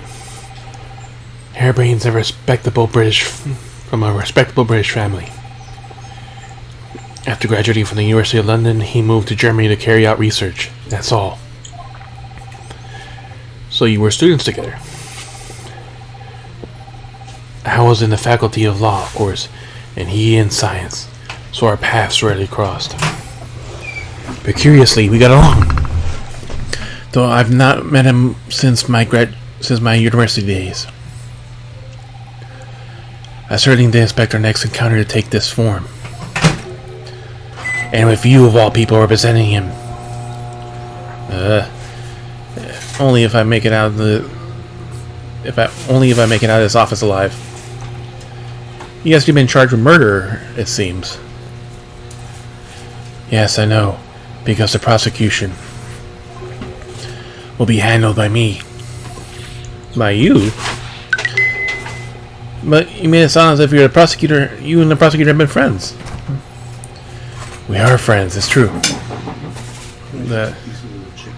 You and the professor, rather. Then why would you do this? If the Reaper is a prosecutor, there's nothing able to save him. He's doomed. Dot dot dot dot dot dot. What is Lord Van Zeek thinking?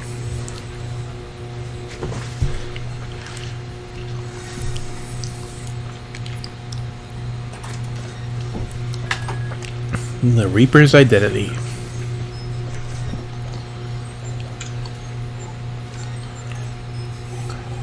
What do you mean by what you said before? If you'd like to know the Reaper's identity, does that mean I'm a crown prosecutor and immortal like any other? I'm no demigod. But they've all died, haven't they? The people you prosecuted, I mean. Whether or not the trial ended in a conviction or an acquittal. Those I prosecute are the vilest wretches of our society. People who without question deserve to be found guilty. The world is a better place without them.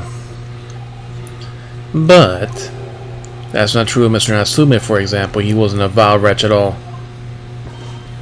Nor was Ginny. In fact, she's ever so hardworking now.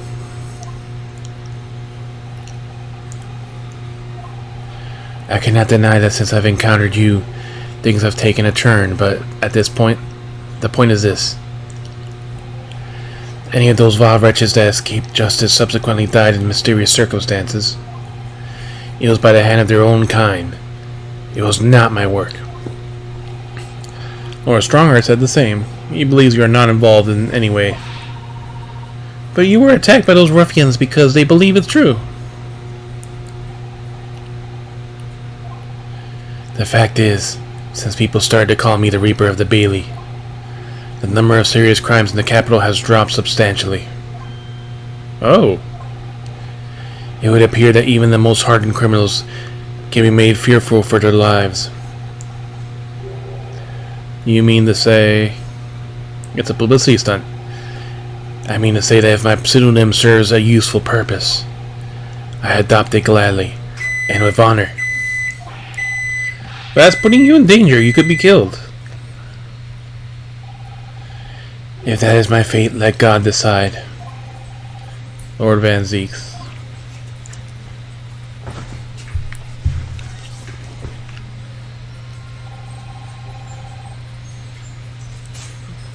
Alright, the tutelage, yeah.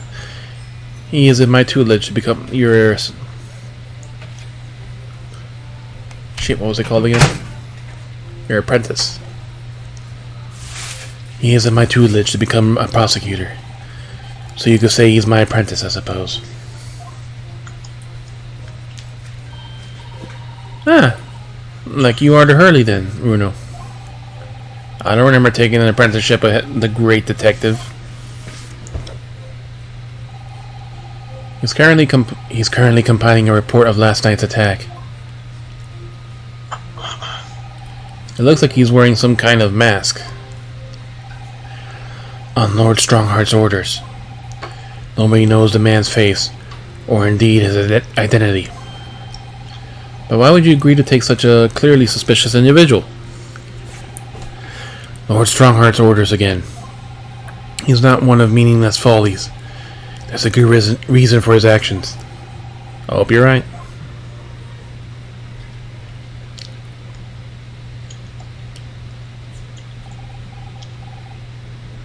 Yeah, tuxedo mask face. ... Ah. The task is complete. Good. In that case, you can collate all the briefs. ...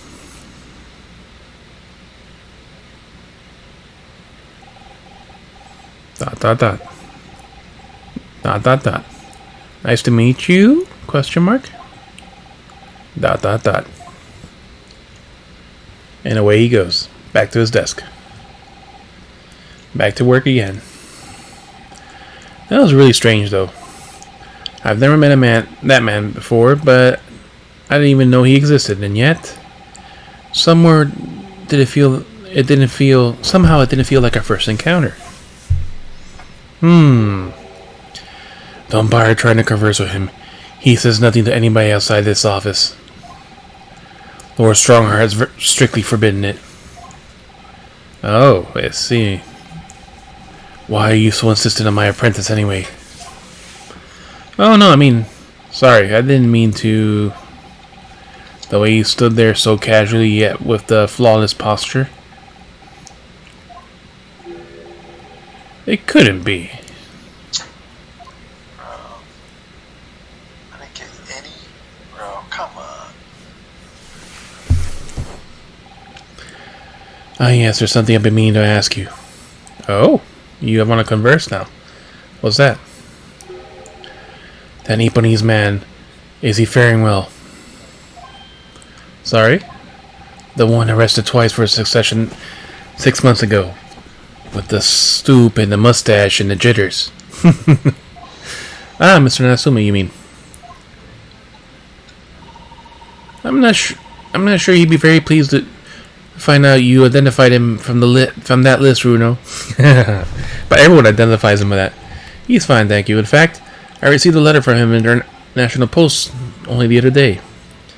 I see. Well, I think we can end our discussion there, don't you? There's little time left before tomorrow's trial. I advise you to spend it investigating the case. He's actually giving me advice. That's good. Yes, thank you for the advice. And for the conversation. I can't believe he's asking after Soseki-san. After a Nipponese. I'm not sure whether to feel happy about that or worried. I never imagined that Mr. Reaper would be friends with a mad scientist. Did you? This is a turn up from the books. A mad scientist? Ah, you mean Professor Harebrain. Yes, it might be worth quizzing the professor about his relationship with Lord Van Zieks, I think.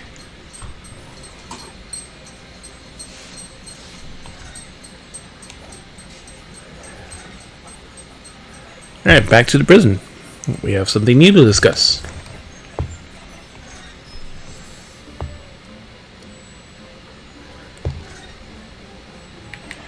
The Reaper's varsity years.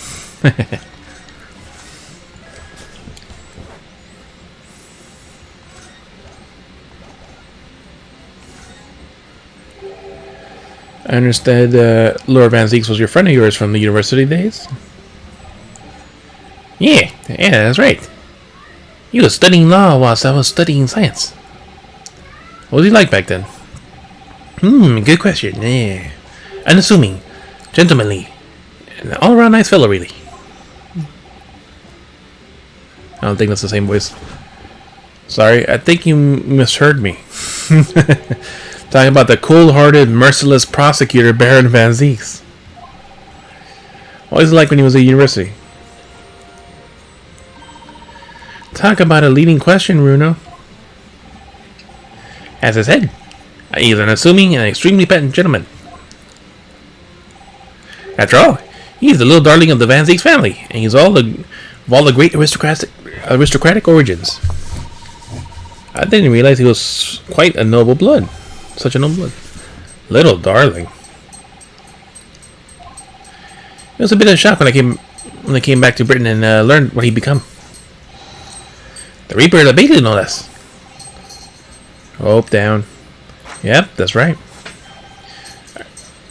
Hope down. I did hear, though, that there was a very big event in his life that completely changed him after graduation. Really? What sort of event?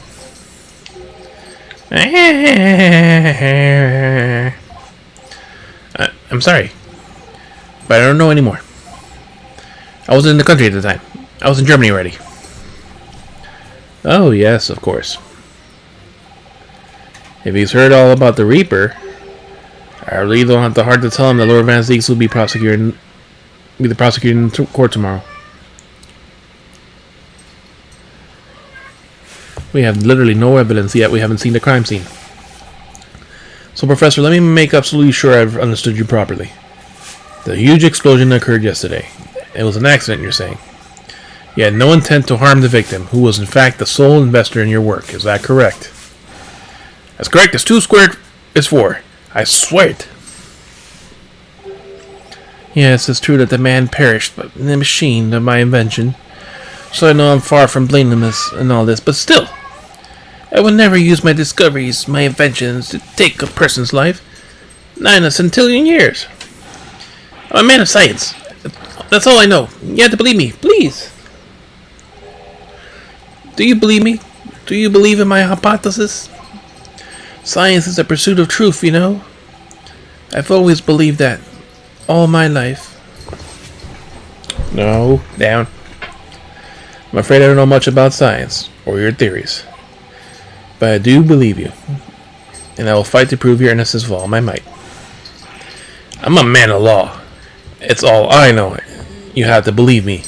Please.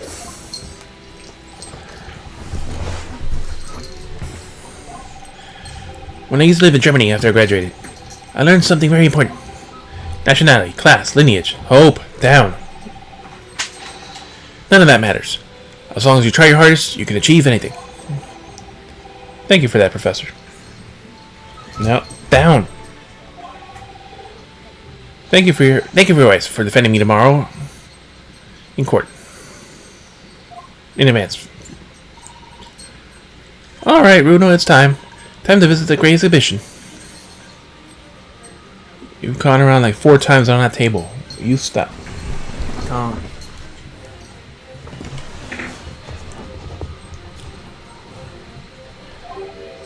Sorry. Well, that's where the incident happened, isn't it? Yeah, I suppose that's true. Time to investigate it last.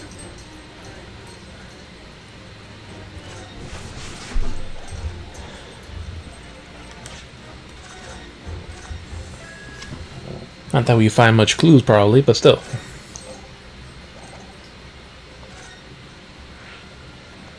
Your location has been added. Poor Professor Bunny Brain.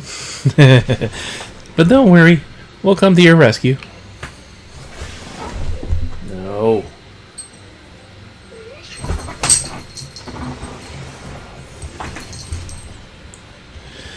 Prosecutor office. This room is so dark, the Reaper's eyesight will certainly suffer if it's not careful.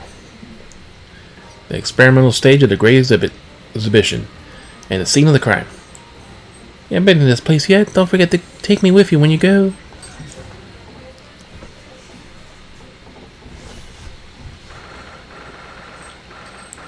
The Crystal Tower. 22 October, the Great Exhibition Grounds, foot of the Crystal Tower. The showgrounds are a little too big for my liking. We've been walking around for a dense crowd for 2 hours now, and I've felt myself swooning 3 times.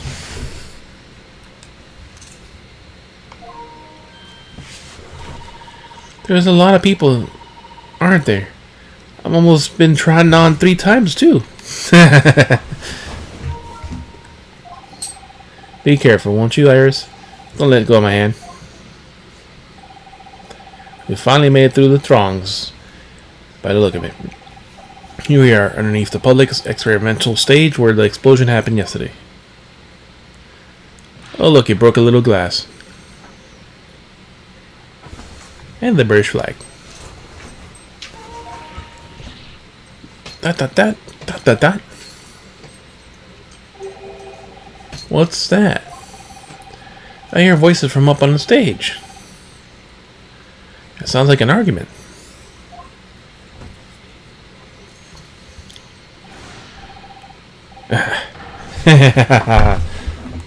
Right, I've had it with you this time. I'm warning you. I'll arrest you in a minute. Inspector Crackson. Oh yeah? Go on, Inspector. Give it a shot. You ain't got no evidence. And you know it. Gina. Wait, I know those voices. You get a cheeky little mouth on you, young lady.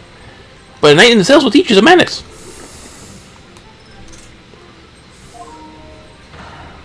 Just try it, dare ya. You want that bag of chips rammed down your throat.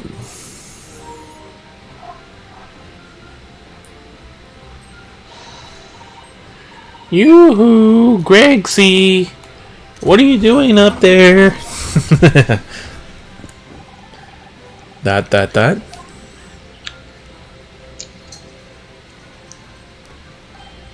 Ah!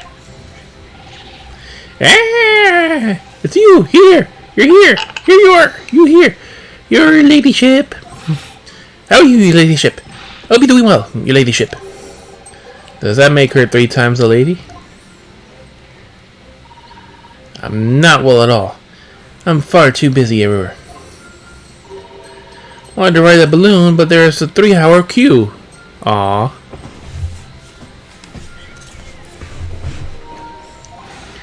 Unbelievable. I'll go have a word for you at once, your ladyship. You'll be flying high as a kite in no time. I'll pull the strings for you some strings for you. I don't think that's what you're flying high as a kite is gonna means nowadays. Tobias Crackson, an inspector at Scotland Yard. Until recently, he was suspended from duty, but it appears he's back in action now. Suspended? Why the fuck was he suspended? Oh yeah, that evidence hiding thing, probably? He's actually quite well known, appearing as he does in the Adventures of Sherlock Holmes. And for that reason, he can't say a word wrong to the story's author, Iris. But there are limits, surely. Or there should be. Watch it, sunshine! Sorry. What gives it? Don't tell me you're on this case. Yes, I'm acting for the defense. So we're here to investigate. Dear me. This situation, is it? Is it really that troubling? Tisk, a measly 5 bob. That's all you got. You're a lawyer, ain't you? You can stand to carry a bit more copper in your pockets, Mr. Nara-Odo. She picked my pocket already. What? Hey, that's my last bit of spending money, that is. You can have it back. But I'll have to charge you for the bother. 3 bob.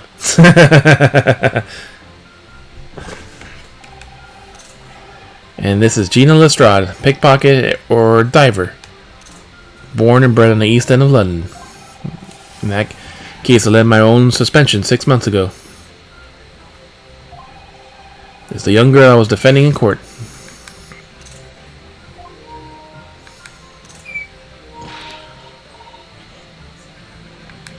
What's your problem, Odo? Diver? Pickpocket? What's with all the name calling? Well, that's what you named yourself back then. Want a bag of chips rammed down your throat and all do you? I thought you were proud to be a diver, Gina. You just argued with the inspector about it, weren't you? I assume you've been up to your usual tricks here in the showgrounds. There ain't no way to talk to a lady, Odo. Half a year's gone a long time. People can change. I'm an apprentice now, learning to be a Scotland Yard detective. Oh, really? And yet you pick my pocket with with ease. So you have to call me when what everyone else does. Inspector Lestrade now. Badge number 997. And Inspector? That badge is homemade, surely. The Inspector part ain't entirely accurate, but no one calls her that. For what it's worth, anyway. Investigating's off the cards for all of us. What? Why? What's that supposed to mean? Well, right. I'll be back on top. You hold the fort down here, right?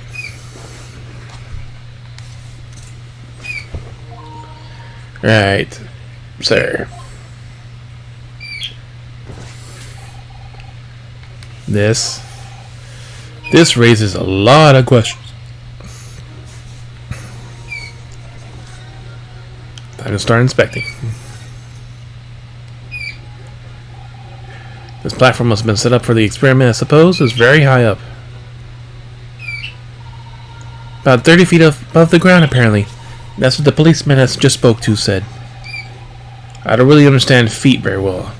We don't use them in Japan. Oh yeah, sorry, it's about 9 meters. Soon I've been in London a year, Runo. You gotta get used to our measurements.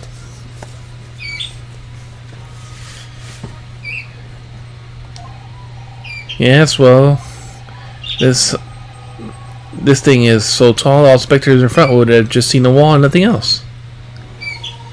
They probably thought they'd secure the best spot to watch from, only to be disappointed. There's a saying in Japan, the darkest spot is right under the lighthouse. I feel like it probably applies here.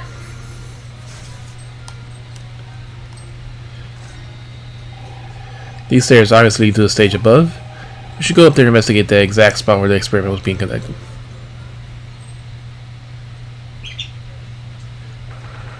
But we didn't talk to her yet, though. The attack in October, Great Exhibition Grounds, experimentation stage. Ooh, that looks very nasty. So the machine that blew up? Oh, it must have been a magnificent explosion. And I've seen my fair share. You've seen things like this before, you mean? Of course, Hurley's always doing experiments that end up with a bang.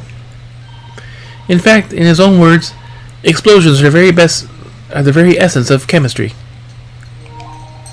Ah, that might explain the smell of burning that frequently comes wafting up the stairs. One time, he made something that exploded with such force, it took the roof off the building. I wish you had been there to see it, Runo. She says blushingly. It's hard to get too excited about that, given that I now live in the roof. Well, anyway, that's enough about that. Time to investigate. There's Gregson. Oh, look, Inspector Gregson's over there. He seems to be deep in thought about something, whilst eyeing the machinery carefully. Really? He just looks confused to me.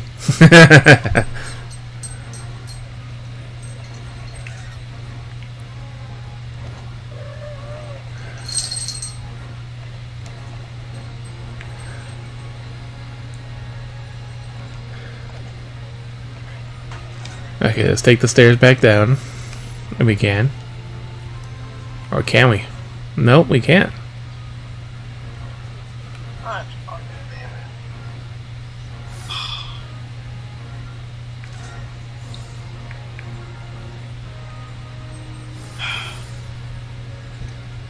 I think probably the best thing I should do right now is just move up my machinist. Get to these fates because no one really doing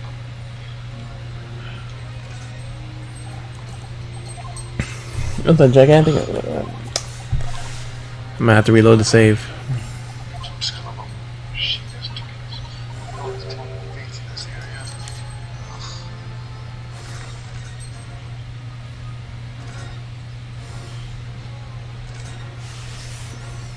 I didn't get to inspect the bottom, but there's probably nothing there anyways. Hope.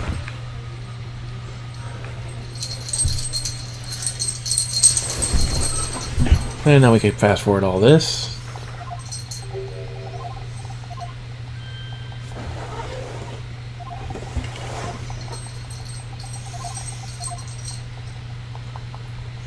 Unless I farm these fates for my Gunbreaker, but I have to get the quest.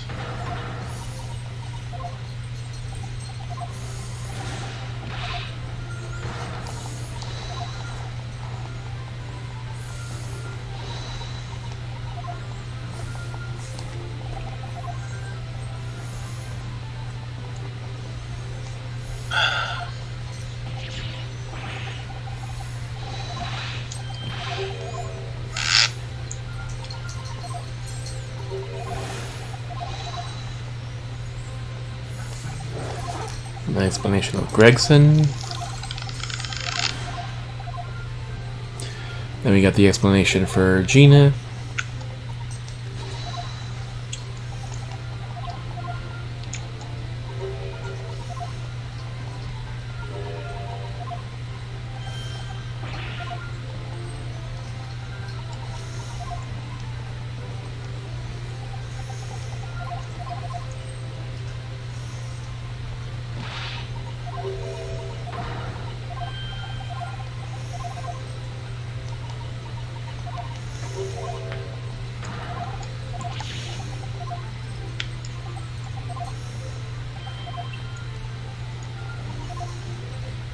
And what's that supposed to mean? We just examined the stairs and went straight up.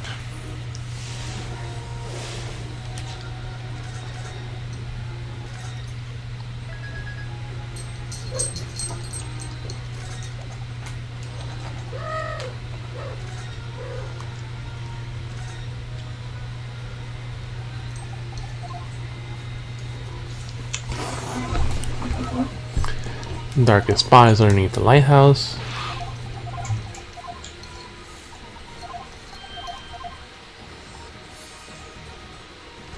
Trash on the floor. Oh look, what's this? A ripped piece of cloth. Oh, it's not like a fabric I've seen before. It's very thick and stiff. It's extremely durable. It's canvas, I think. Some sort of rubber backing. And the edges appear to have been charred up as well. Means it has something to do with the explosion? Let's make a note of it while Greg sees men yawn. Torn piece of canvas-like material backed with rubber that was found under the experimental stage and exhibition. There are scorch marks on the edges.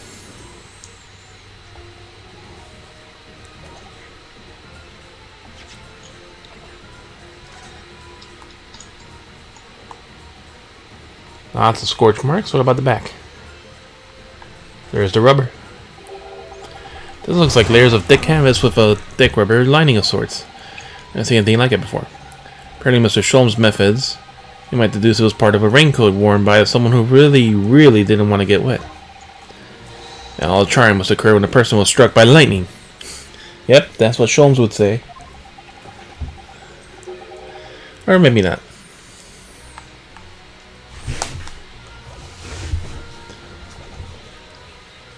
That is the Sholmes method of deducting. What's this? Ah, it looks like as though somebody dropped something from behind a tree there. Dropped or hid. What is this? Some part of a machine that exploded? Maybe. It could have fallen from the platform above in the blast, perhaps. What's going on here? Oh, nothing.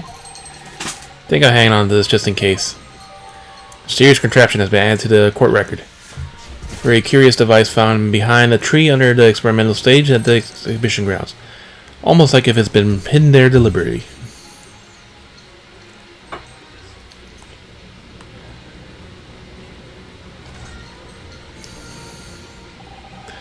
The Crystal Tower. Certainly an apt name. It's built in the focal point of the exhibition, and it definitely is, being so tall and all with all glass. Can't imagine a building like this ever being erected in Japan. There's a lot of exhibits inside the tower as well, apparently. Of course there's an observation deck, but there's also an art gallery, a zoo, and a museum. A zoo? Wouldn't that fucking be very hot in there? But I heard you had to queue for 3 hours just to get through the doors. No. Also. Well, at the moment, the shattered glass that failed experiment might be the biggest draw. Thanks to the accident, the whole tower is shut. Suddenly, it's not the crystal tower anymore and the giant glass shower. Apparently, everyone's taken to the skies now to look down on the disaster from above instead. But there's a 3-hour queue to go up in the balloon now. Londoners must be very patient people.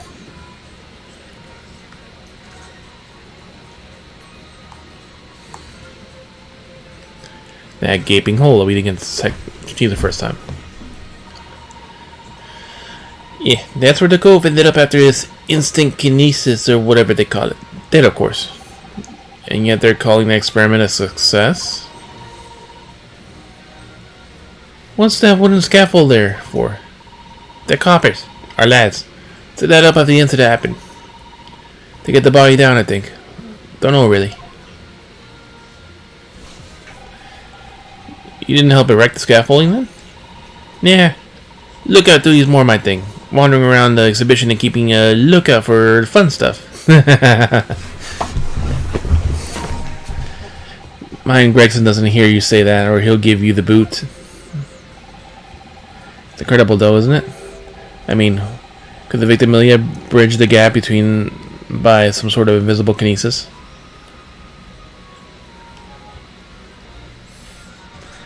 Ah, one of the balloons. I must be meaning to ask you for a while now. But what are those funny round blobs floating in the sky? Oh, they're the flying balloons I was talking about. I want to go up there once so much. I've read about situations like this in magazines. About strange phenomena. Creatures from outer space coming in round flying objects to attack Earth. What? I suppose inhabitants of other planets are bound to be interested in the great exhibition. This is it, Iris. It's happening. It's not, don't worry. I'll explain all to you over a nice cup of tea, Bruno.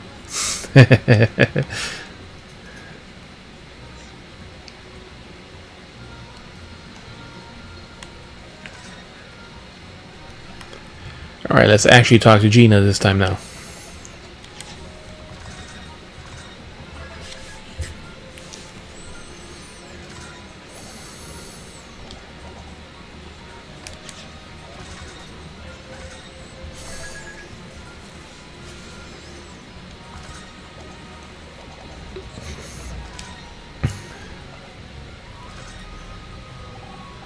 Gina, will you take a look at... Oh, where'd it go? Hee looking for this, Odo? Why don't you do that? I wonder if you got anything else to show me, eh? What do you reckon? Give it back first, please.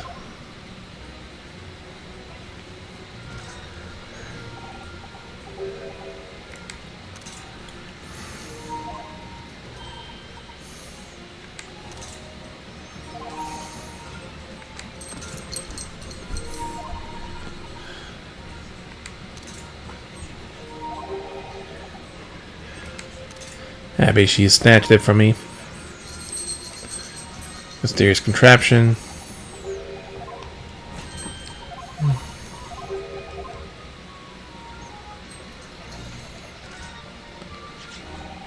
This armband is proof, in Japan at least, that I'm a defense lawyer. And this badge is proof that I'm a detective. You just said you were an inspector. So you're gonna have to start calling me Inspector Lestrade. In that case, you'll have to start calling me... well, anything but Odo. I can call you the Defender Nara Odo if you like. But I don't really trip off the tongue. No, it doesn't have a great ring to it, does it?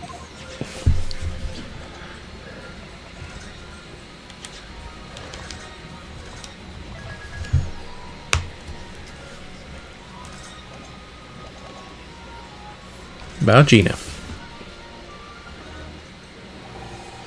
It was 8 months ago now that I first encountered Gina, in connection with a case I was working on. At the time, she was living in the East End with a group of other orphans. She helped them all survive in pickpocketing, but then she got embroiled in a murder. I had a lot of time to think in prison. Realized it couldn't go on like it was.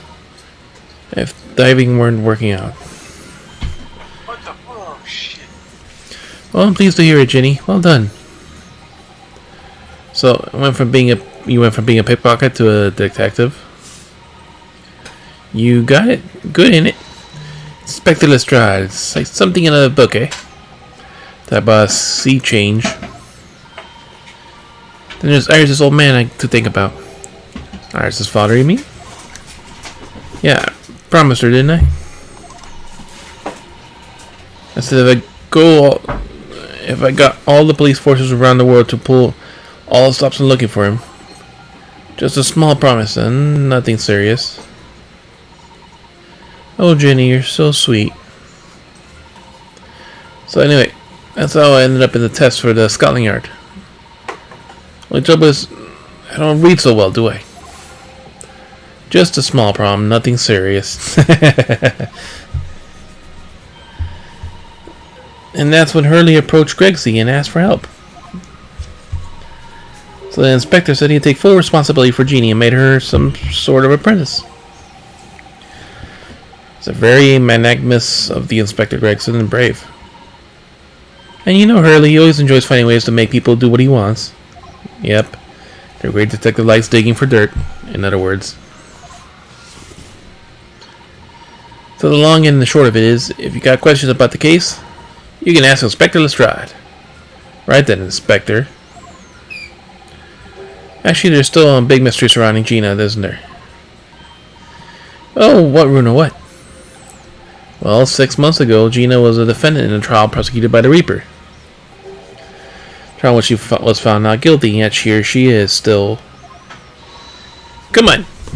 You're not still on about that, are you? The Legend of the Reaper, what it's called. Gore, you don't have to worry about it, Odo. I didn't half worry. There probably wouldn't be a whole lot of you left. I think before, ain't it? Reaper the kind of like I'm upstairs, so he knows what I'm not like on the inside, and I ain't done nothing wrong. Nothing wrong might be a stretch at this point. What about Mr. Asuma in Japan? He's perfectly fine, isn't he? Oh, that's true. Perhaps the Reaper is more discerning than I thought. Exactly. It ain't. So I ain't worried. I'm totally fine.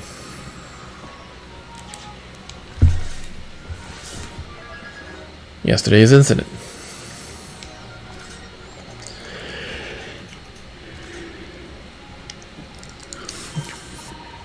Gore, it was out of this world. It was. The brainy broke pulled a bunch of levers, and the machine was suddenly start billowing smoke. Then it went pop. Never seen a better experiment here yet. Sorry? You mean you saw it, Jenny? With your own eyes? Yeah, of course. Boss is in charge here, ain't it? Of keeping everything running smooth, I mean. Boss being Inspector Gregson, I suppose. It's gonna take some getting used to. So all I had to say is that I'm on duty, I could do whatever I want. Get this, I was up on one of them flying balloons when that happened. Watching from above.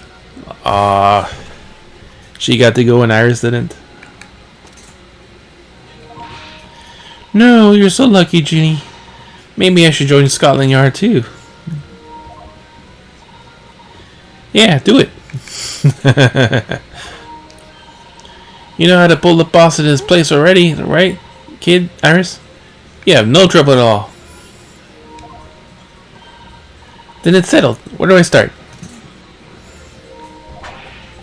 No, you can't join Scotland Yard, Iris. We'll see. Anyway, I don't understand this if the machine exploded so spectacularly. How can Professor Bunnybrain still be claiming that his experiment was a success? Oh, right, but it was a success in a way. It was, how can that have been?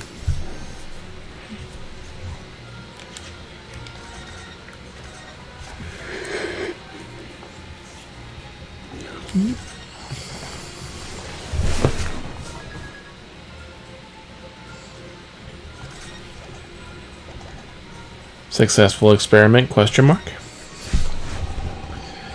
Surely after the whole machine blew up, no one could call that experiment a success. Like I said, it did sort of work. I mean, yeah, there was a load of smoke and it whipped a whopping great bang. But where do you think they found the victim's body, eh? In the crystal tower over there. What? In the tower? You can see for yourself, can't you? Up there in the scaffold. Oh, that's where the glass is broken, you mean? Yeah, the cage that the victim got inside to start with. Really did beam through the air or whatever and landed all the way over there.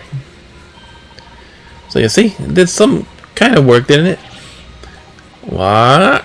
I don't believe it. I mean, I don't get the ins and outs of it, but anything's possible, right? With science. Well, I tell you what, you can have this.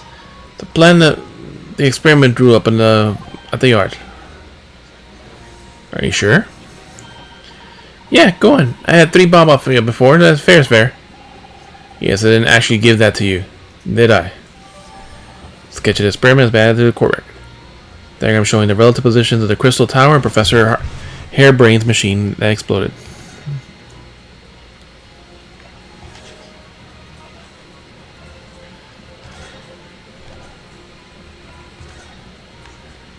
We inspected this.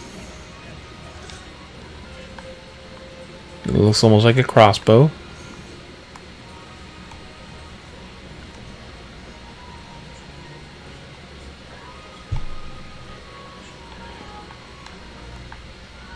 Oh, there we go. Ah, there's some sort of lever here. It is a crossbow. What the? What is this? Looks like a cross between a bow and a gun. I think it's probably used for the same thing too. Court record updated. Weapon found hidden in a tree underneath the experimentation stage at the exhibition grounds. Turns out it's a folding crossbow.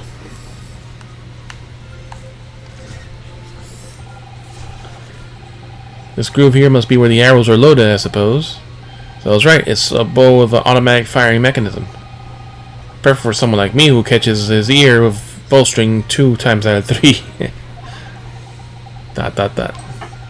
In fact, if I had one of these, I maybe could have beaten Kazuma in Kyudo archery training. Alright. The bow, the string.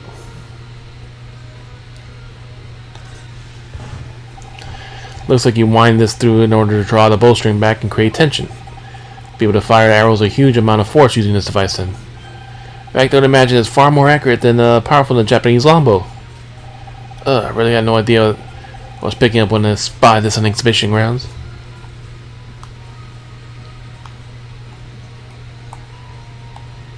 What about the trigger?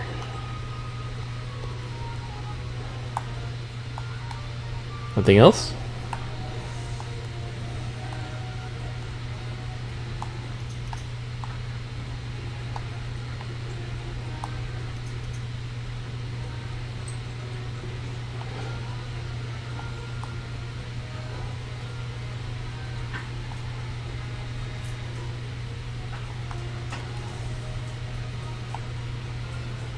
I guess that's all you can learn about the crossbow for now.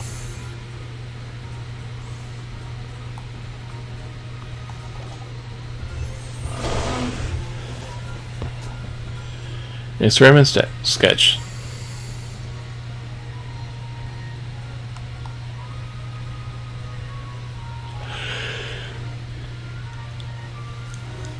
Showing the relative positions of the crystal tower and the professor's hairbrain's machine when it exploded.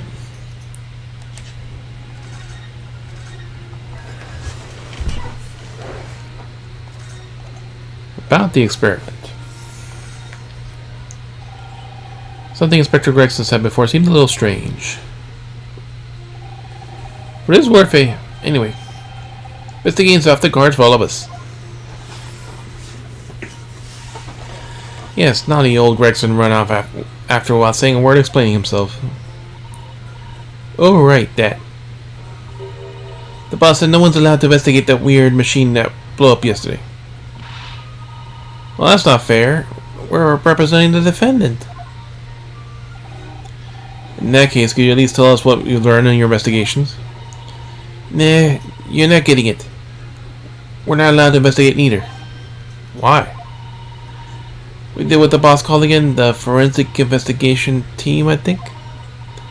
Anyway, apart from a lot of them, no one's allowed to lay a finger on the scene. Bit funny, ain't it? Even Scotland Yard's own detectives can't investigate. Yeah, never heard of something like this before. That could have again been a quiet though, but the boss caught me at it. You probably heard him giving me a earful about it before from down there, didn't you? It's not bleeding fair. I think you were giving him as much of an earful back as I remember it. Yeah, well, something that I think it's all the chips what make him so stubborn. You see him, I'm Odo.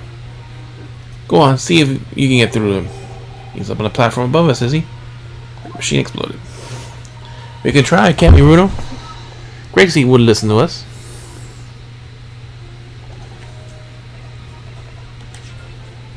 Alright, let's give it a try. We got some random evidence that makes no sense at all.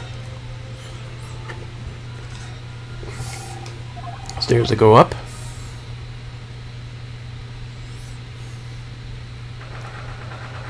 October 22nd, the Great Exhibition Grounds.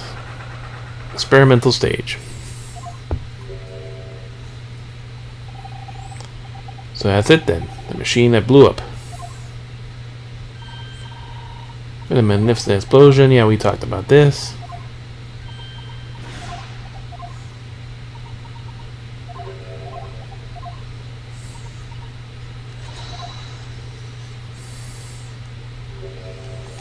There's Gregson.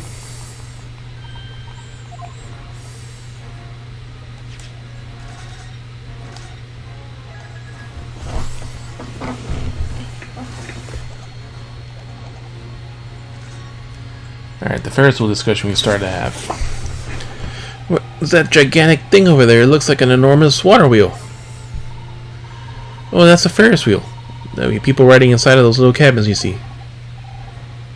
Why? Well, they rotate nice and slowly, so it's a wonderful way to see around the surrounding scenery. Wait, it's turning, but it looks completely still. No, you can see it's moving.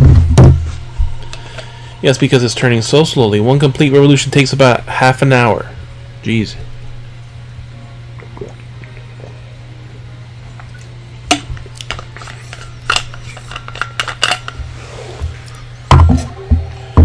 You were mad enough to go in once. It would be more fun to whiz around fast, don't you think? I feel as though you might have just invented a new sort of ride, Bruno. Yep. There are rides like that. It's called a roller coaster.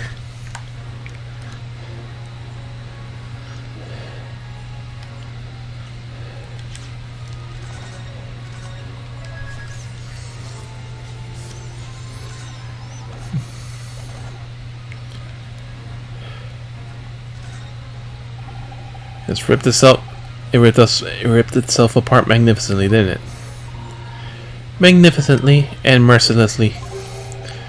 So someone stands in the middle of the machine to be disassembled and then beamed through the air. Yes, beamed, not blasted. That's the point. Yes, that part's crucial, really. Something like this even possible, though, Iris? Oh, Bruno, I'm just a child. How should I know? For once, she answered that. A child when it suits you. You mean, yep. From what I can tell, I think we're about to pull this lever here. Stop! Don't touch that! Ah, that was practically instantaneous kinesis, the way you flew over here just now, Gregsy. Please, your ladyship. I didn't mean to startle you, but I can't let you touch anything up here. Oh, sorry. You can at least have some of my special blend to make up for it. Chug, gulp, gulp, gulp, gulp, gulp.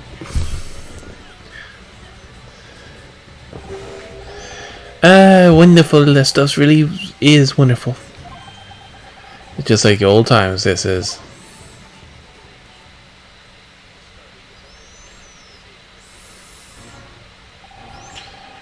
We're representing Professor Hairbrain in court tomorrow, Inspector. You should be allowed to examine the scene. Halt! Listen, Sunshine. I'm not allowed to touch anything up here.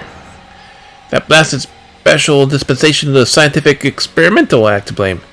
It's driving me potty. Oh yes, a special dispensation. The professor mentioned that too. More red tape's all we need. I don't know what the government thinks is playing us sometimes. But we're allowed to just look, aren't we? Eh?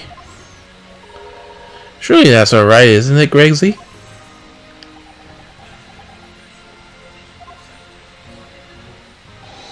Of course, your ladyship. Anything you say, your ladyship. But please don't get your dainty hands dirty, do you? Will you? Don't worry. We wouldn't dream of touching anything, would we, Runu? She really knows how to get what she wants.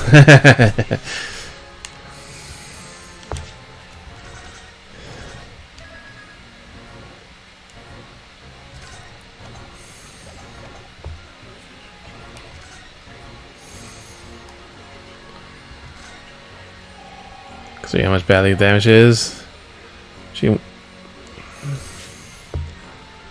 Professor Hairbrain was lucky to escape unscathed that day. We should have a look around this machine while we can, I think. Touch anything and make sure you kill you before you get strung up myself, you hear? I wouldn't touch a thing, I promise. So please, spare the thought for your digestion. Anyway, do you really think this machine could actually disassemble people like the professor claims? Yes, looking totally incredulous. Give it a rest, Sunshine. If we were allowed to examine all this bleeding scrap metal, we would probably have the answer to that question. But we can't, can we? Because of that annoying rules, you mean? Exactly. Annoying, obstructive, flaming rules. Oh, look at that base of that machine there. Oh yes, there's a tool of some kind poking through the wire mesh. It's a screwdriver, I think. Oh, isn't it lovely one? A handle is like a shape of a capital letter A.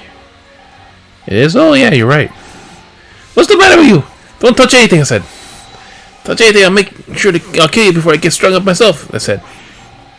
Yes, I understand. Sorry. I'll only touch the teeny weeny bit. But Greg, see, I'm very curious about this screwdriver. Really very, very curious. Of course, your ladyship. You're so clever, your ladyship. Fancy spotting something like this. But I'm afraid I can't let you have it. But Bruno found it first. I assure you, I investigated thoroughly.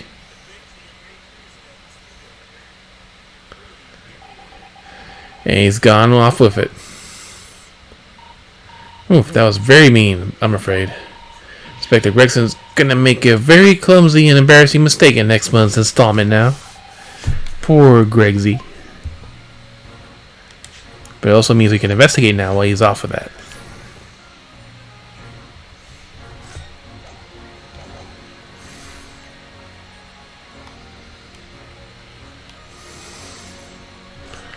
What's this over here? A sort of strange buildings here in the Great Exhibition Halls. Arabian looking building. Aren't there? I seem to remember something similar being exhibited in Japan one time.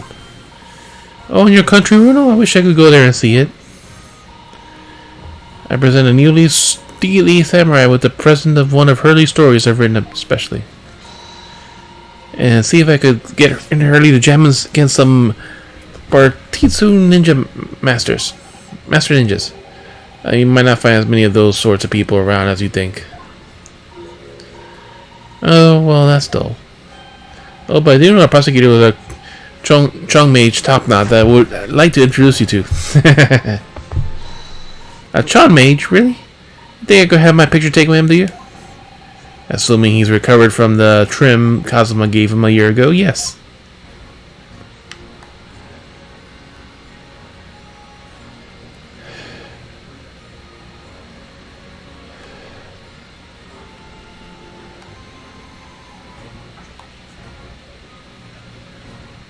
Nothing else we could look down here besides up here.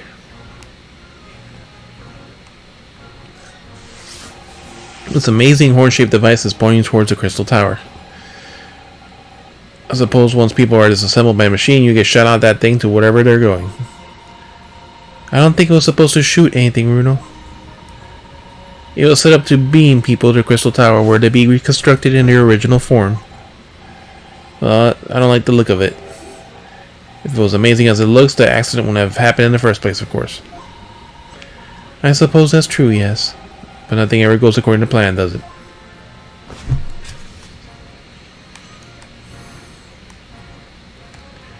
Yeah, more balloons. So those people carrying balloons dangling silently in the skies over London. I always thought that they would come when humans would discover how to fly. But I never imagined it would involve them being suspended from the colorful floating Temari handballs. I'm sure it must feel amazing being up there along the clouds. Let's take a ride together, Bruno, please. Being perfectly honest, I would like to try it. But without the cast iron guarantee that it won't go plummeting to the ground, I'm too scared. Oh well, in that case, I should tell you that what Hurley said. It's physically impossible for a flying balloon to pummel to the ground as long as it doesn't explode.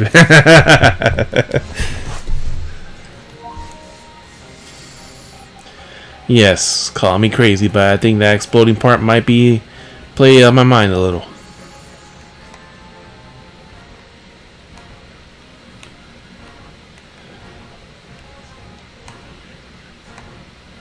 Alright, nothing particularly special up here.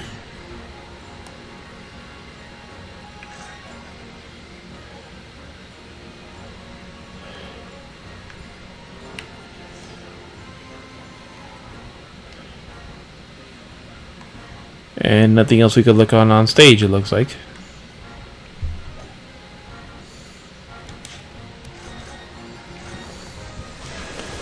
I guess we gotta talk to Gregson.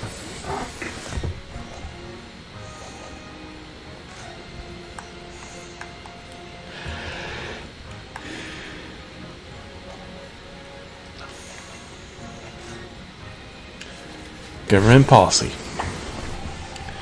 Using high voltage electricity to somehow disassemble a man's body and then beam him across to the crystal tower is an extraordinary thing to attempt, especially in public.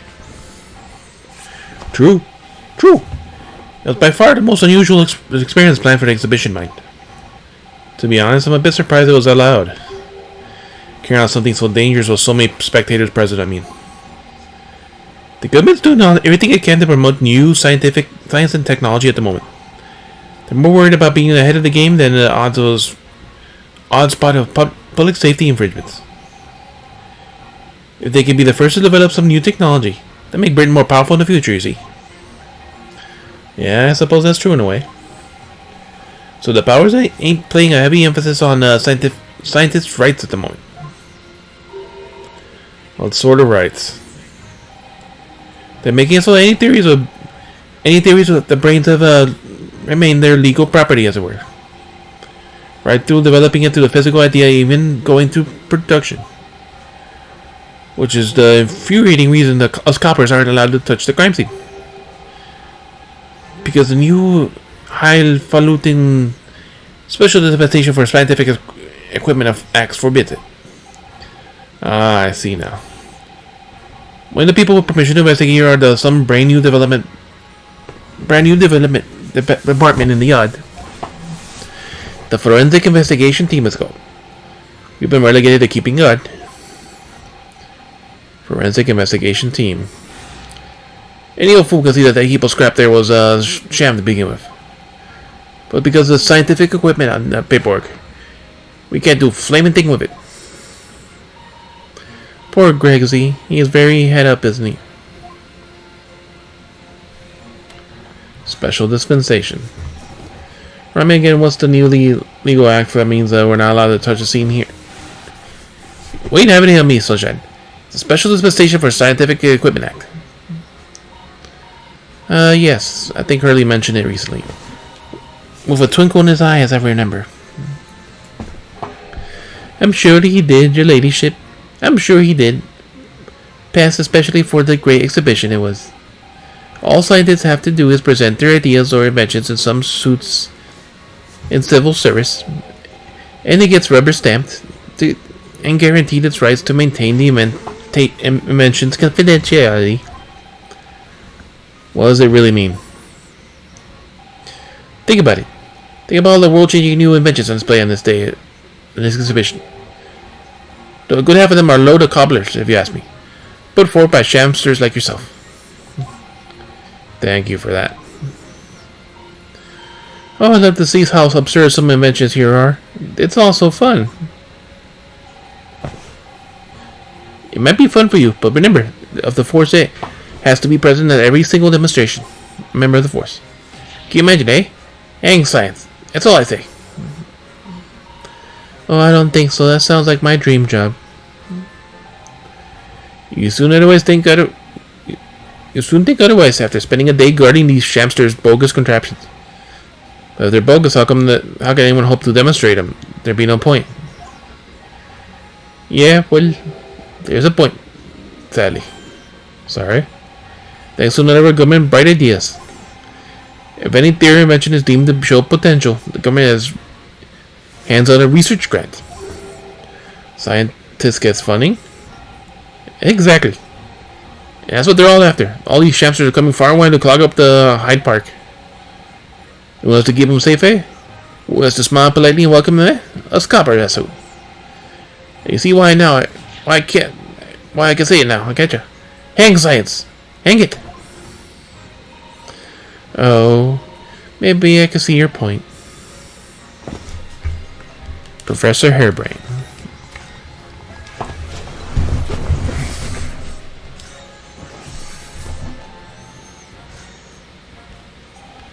Apparently, Professor Hairbrain lives and works in Germany now, conducting his research.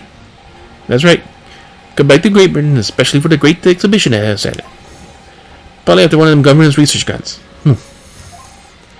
Actually, we learned something else from the professor today too. About the time in further education, it turns out he was at the university with someone we both know, Lord Van Zeeks. Eh? What's that?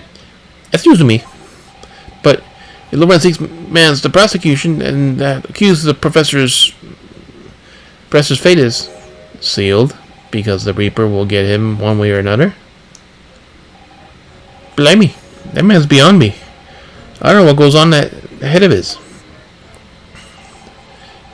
Thanking you, Lord Van Zeeks. This morning papers ran a story of him being attacked. Read that? Oh yes, but Mr. Reaper is completely fine. Nothing to worry about. Yes, right. Glad to hear it. Still, the Reaper, eh? How long is that business gonna keep up, I wonder? The mystery of the Reaper.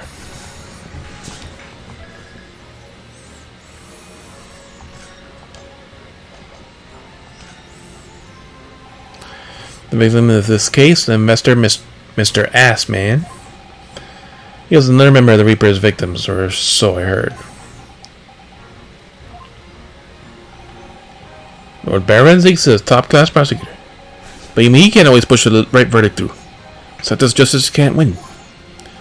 Yes, I heard about the jurors bribed and evidence being falsified. And that's how the notion of the Reaper of the Bailey came about, isn't it? Obviously, Scotland Yard suspected Lord Van Zeeks initially. We assumed he was taking matters to his own hand if failed to seal the deal in court. Although the man himself denies the charge. Well, we've done a very thorough investigation, and the conclusion we reached is that Lord Van Zeeks is in no way related to the deaths of those people outside the courtroom. There's no question in my mind. I stake my reputation on it, I would. But if that's true, then how do you explain it? All the defendants couldn't just have coincidentally died if no one killed them. I know that, but I can't explain that. It's a mystery after all, isn't it? That's the whole point of the Reaper. Professor Hairbrain mentioned something else. He said that at the university, Lord Van Zeeks was a totally different person. Easygoing and kind. You what?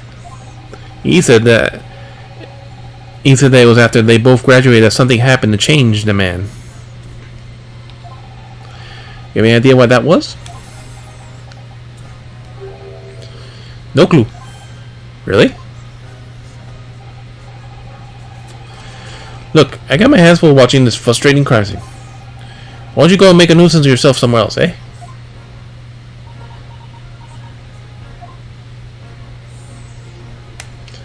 That's all we can investigate. Right. Are you done here, Mr. Naruto? Sorry? Is that about time you were leaving, eh? Or rather, it is about time you were leaving. That lot are here now. That lot? The Forensic Scientific Investigation Team. They'll be giving me the heave-ho in a minute, too. Oh dear, poor Gracie. Here, have another cup of my special blend to cheer you up. Gulp, gulp, gulp, gulp. Chugging that tea. Ah, that hit the spot. Yep, hits it every time. Well, at least I've seen the scene with my own eyes. Looks like this is far from... We're going to get our investigations here at least. I've been thinking. Hurley might know something. Maybe... Might he? About what? About Mr. Reaper. About what happened to Lord Van Zeeks, you mean? Because it sounds like something very significant occurred after he graduated from university. Something that completely changed his life. Maybe, but I have no idea where to find Mr. Sholmes at the moment. He's in the middle of some big case, isn't he? Here, this is what you need. What's this? Some kind of entrance ticket.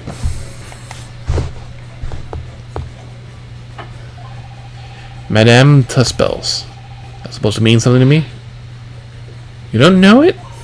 It's the most popular attraction in London at the moment. It's very close to Baker Street, actually. We could go now if you like. Oh no, we don't have time for visiting attractions today, Iris. We have a big trial tomorrow. But that's where Hurley is. What? At the popular London attraction? Yes. How is it then that you know where he is? Hurley told me. He told me to keep it a secret from you, Bruno. Madame Tuspel's, huh? I don't see how that could be related to the case we're investigating here, but then stranger things have happened. And then when they happen, Mr. Sholmes is usually at the heart of it. That is true.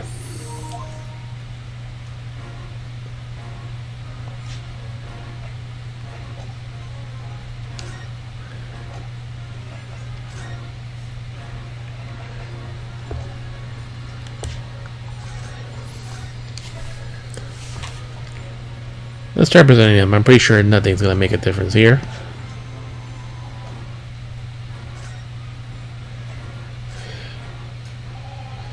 As a detective, what do you make of this? Personally speaking, 9 times out of 10 I can tell clues turn out to be red herrings. So there's every chance that it's totally irrelevant. That's actually a fair, persuasive argument. And nice and short.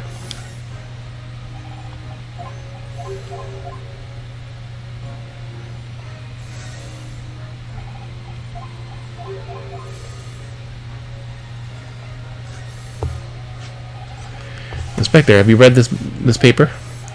Yeah, 2 unwelcoming blasts back to back. This one's an exhibition and the Reaper getting attacked. I know, terrible news to wake up to, isn't it? Tried to pretend I didn't read it, and turned over for another 40 winks. Thanks to that, I was late. I was up late and I got roasted from the super.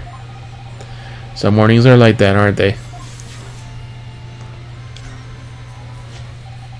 This is a symbol of the defense lawyer where I come from, Inspector. Well, it doesn't pass muster here in London. Might as well plug it in a deep fat fryer. No one's ever said that to me before. Mr. Sholmes suggested I feed it to a dog, though. You fry it first, you can then feed it to me. He does think it's made of... Does he think it's made of potato?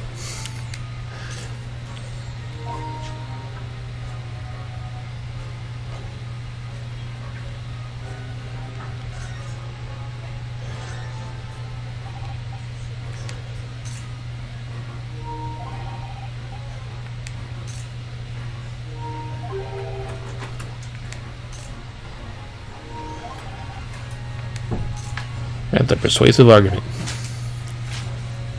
Alright.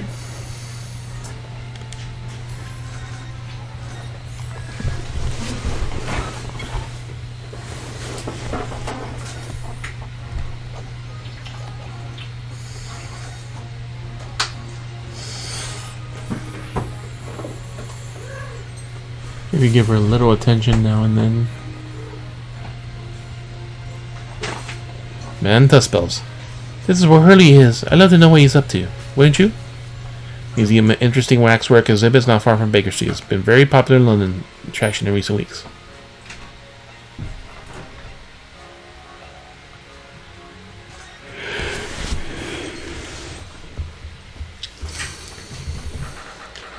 (22 October). Madame Tuspel's Museum of Wax Works. Yeah, Jack the Ripper. Something. Another woman stabbing some other woman. What is this place? Ah, and a bathtub too. Look at all these terrifying scenes. Why are all these people so still? Guillotines, ruthless murderers. I know what I'll be dreaming about tonight. They're all wax models. They're amazingly realistic, aren't they? What do you think, Bruno? Shocked? Wax models? Ah! I read about dead bodies and wax ones, but in a magazine about strange phenomena. Depending on how the corpses are kept after death, parts of them can turn to wax, apparently. No. It's called a procedure. Stop talking about creepy things like that, Bruno. You're scaring me. Anyway, any procedure doesn't form readily, you know? It's only under very specific... Ah! What now? I've just remembered something else I've read in another magazine about strange phenomena. Why is he going full conspiracy theorist? There was an old lady, maybe a witch, who used to pour molten wax over corpses and put them on display. None of the exhibits here are real. They're all entirely man-made replicas. They can't be. How do you expect me to believe that? Just look at them. Oh. There's no way anyone could make a model of people that are this realistic. And there's Sholmes. And they're all such gruesome scenes. Wait. What is it? Oh no, I must be seeing things.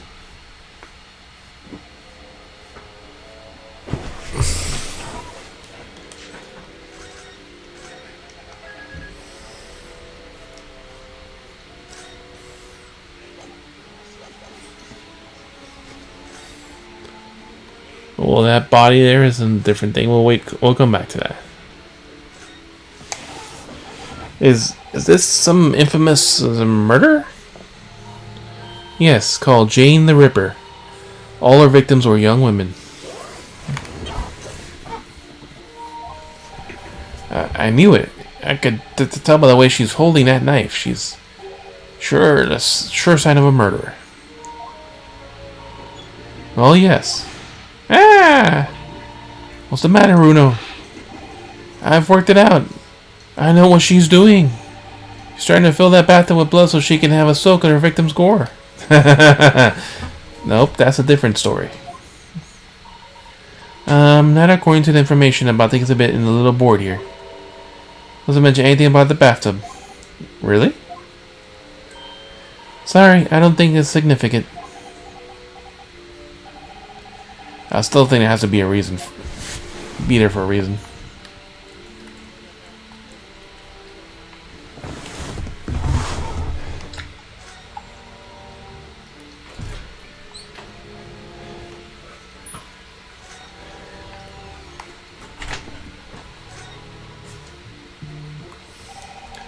These models are so well made I can't tell what's a waxwork and what's a real human. Or maybe all the exhibits are real people. When it's closing time, that all the visitors are gone, maybe they suddenly start moving about. That at the museum? Just thinking about it makes me wish it was closing time already and I was on my way home.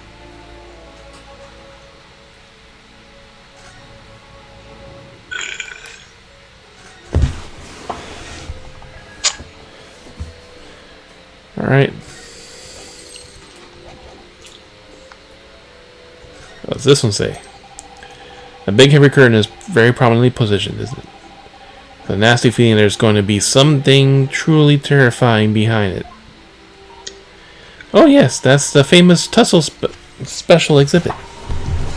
It depicts one of England's most notorious killers. Do you want to pay the extra fee and have a look? Pay more money to be even more terrified? Well, let me think of that for a moment. It was only a suggestion. So it's not... But...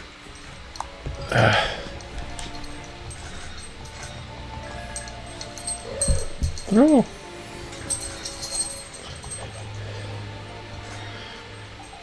Dot. Is that an arm? It looks like an arm, doesn't it? Maybe one of the waxwork models have fallen over. You don't think it could be a work of one of the mass murderers in here, do you? Bruno, stop scaring me! Is it a wax arm or a real one? Come on, you're always pointing that finger of yours at court. Poke that arm down and see how it feels. Objection!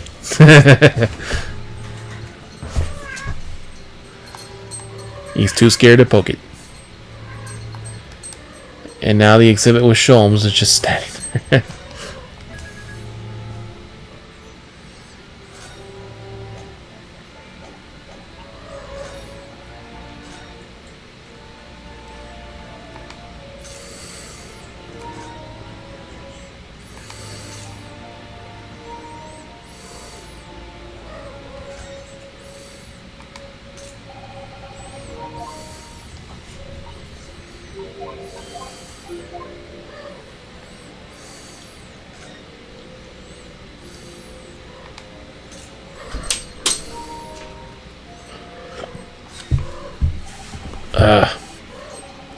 This is an example of Western sugigiri.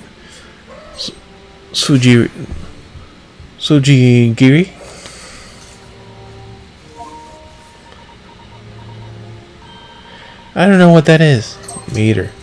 You know when an unscrupulous samurai randomly attacks a passerby to test his sword? I still don't know, no. But actually, the Waxwork Samurai probably would be hugely popular. Yukamura, do you think, Bruno? Doing a Sujigiri thing you mentioned? Well, I do have a sword, but I have no intention of testing how sharp it is on a human subject. For now, at least. And Sholmes.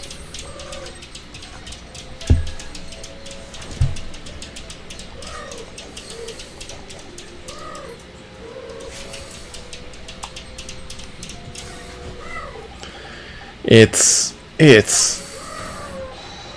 the great detective, Mr. Sherlock Sholmes. Herlock Sholmes. Mr. Sholmes in his own wax statue here, really? Well, he is world famous after all. It's an uncanny resemblance, isn't it? Makes my skin crawl looking at it. I know. But look, Bruno, you can kick this Hurley, he doesn't move a muscle. And then he jumped. You can't go around kicking the exhibit, Cyrus.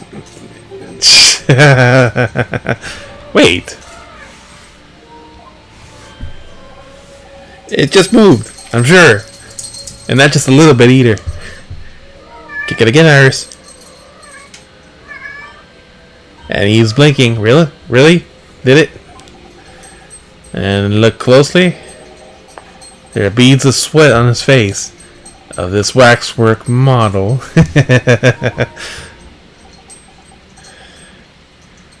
Sholmes, get off the stage. Yeah. Dot dot dot dot dot dot. Shall we move on, Iris? Over there, look. There's a great murder scene. Enjoy. Much more appealing. My dear fellow, take exception to your recoiling in such manner. If you were... sorry. My dear fellow, I take exception to your recoiling in such a manner, as if you were astounded by something truly abhorrent. Mr. Sholmes. I knew it. Iris, what possessed you? Strictly forbade you from divulging my temporary waxwork secret to Naruto. Temporary waxwork? What do you mean? In that kick, you could have exercised a little more restraint. You winded me. Baruno had something he needs to ask you. A question. And I thought you'd probably be getting bored, too. So here we are. Well, I can't deny your timing was impeccable. Mere 2 minutes more, I'm being stationary like that. My great brain, upon which all this has been built, would have turned to wax. Thank goodness we arrived in time. Indeed. In many ways, the pair of you just saved me from an unimaginable loss. Oh, Hurley, you do like to talk nonsense, don't you? Hope. No.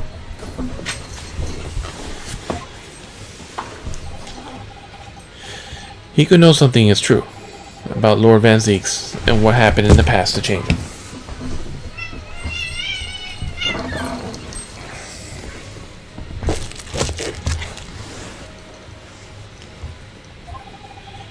Now that you're here, let's take our time. How can I be of assistance?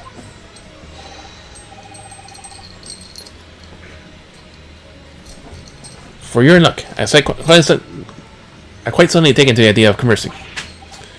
Oh well, actually, I'm quite in a hurry. If my eyes want to see me, I do believe something is afoot within the walls of this very museum. No.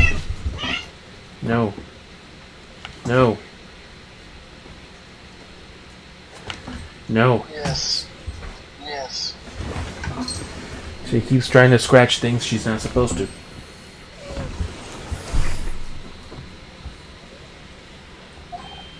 Really? Moreover. Now, a strong suspicion that is related to the matter of which you've come to me now. But how could it be?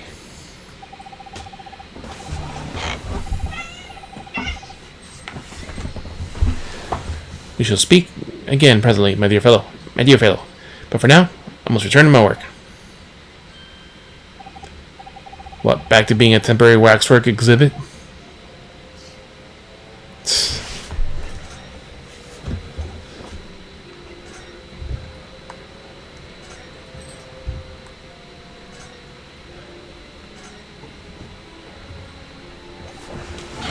Do not scratch the couch.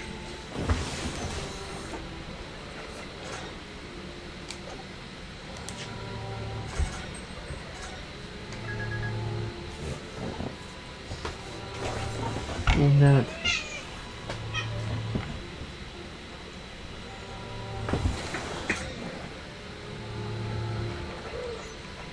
Damn it.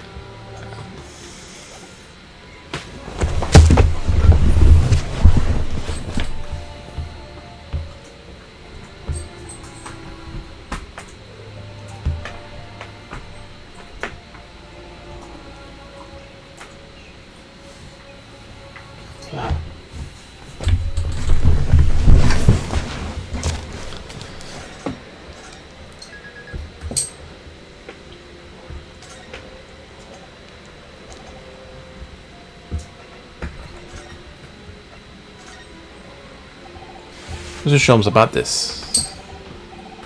As you see, I'm rather busy at the moment. Suffice you seek, come to my office tomorrow and I will be happy to help you. Shall we say, 3 per item as a usual consultation fee. 2 hours of gas, that is. Stop.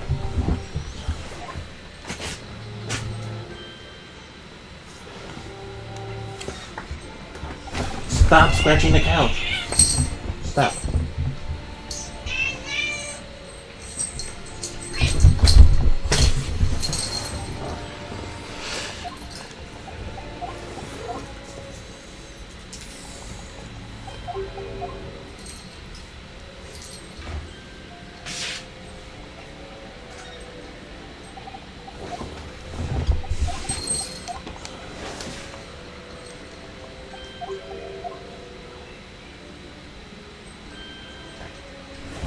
not scratch the couch and don't go behind it.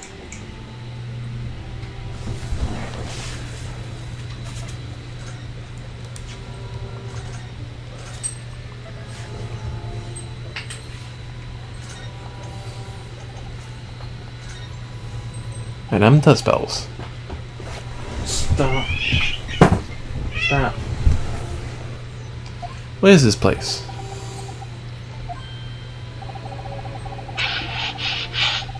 Madame Tuspels comes to London from France 3 years ago at this time. She opened a little waxwork museum last year.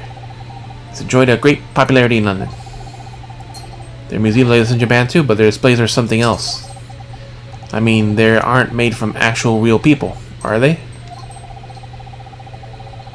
The extreme realism of these waxwork models are particular secret of the Tussles family, they say. They were renowned during the French Revolution for waxworks of victims of the guillotine. Stop with the shirt. Stop. Stop. That sounds grim. The groups and scenes are portrayed here in such realism and expression of the faces of the condemned. Apparently, the sculptors would make models directly from the corpses, right there at the site of the executions. It really turns my stomach. It's just one of several lamps they go about the Tussle family. Whether there's any truth of it, I couldn't say. But anyway, museums models of most famous people all over the globe. Nevertheless, most people in the area museum are quite... Get off. Do not climb there.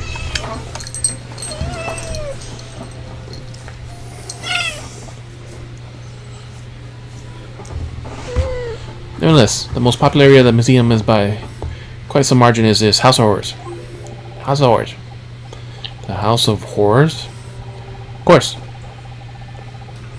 Visitor exhibit numbers are dwindling now as a result of the Great Exhibition. People usually flock here to see the exhibitions of some of London's most vile criminals at their gruesome works. Actually, most of the miscreants portrayed here were sent to the gallows. So even stiffer now than the models of them. Yeah, ha ha ha. Have you heard of poor taste, sir? My dear fellow, public life the public live for poor taste. They yearn to be shocked.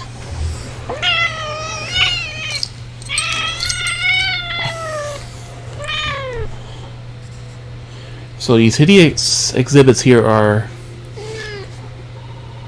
They're all portrayals of real events that actually took place. Is it just me, or did the temperature in here just seem to drop? Anyway, I advise you not to think too deeply about it when you see here. Oh, he's back to being in waxwork, is he?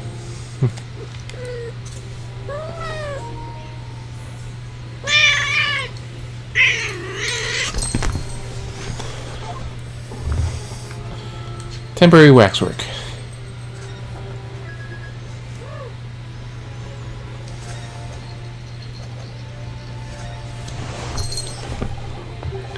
What do you mean by temporary waxwork, Mr. Sholmes? Exactly what you see. Exactly what you see. I'm part of the exhibits here. Catching the criminals in the act. Catching them? Every half hour I come in on a different killer in one of the displays and adopt a new pose from the stare. Whenever the public come for a closer look, I offer them my handshake. For a shilling, I'm happily allow them to take a photograph of us. Us? Does he mean him and the waxwork murderers in here? But why, Mr. Sholmes? He's broke. My dear fellow, it ain't obvious. For the money. Yep, he's broke. He really roared that at me there. Very fitting for the House of Horrors. As it stands, I may struggle to pay this month's rent. And I have a ravenous iris to consider. Oh, Hurley, I'm so hungry.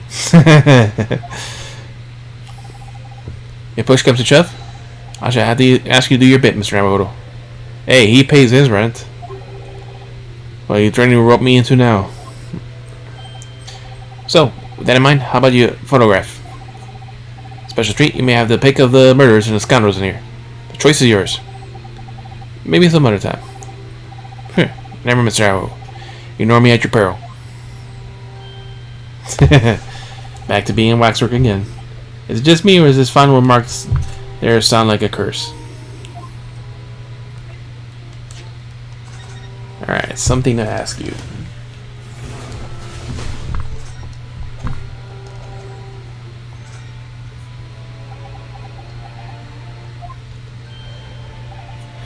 Well, what would you like you asked me then? Actually, it's about Lord Van Zeeks. Ah, our friend Mr. Reaper. How'd you find him? Well, I trust.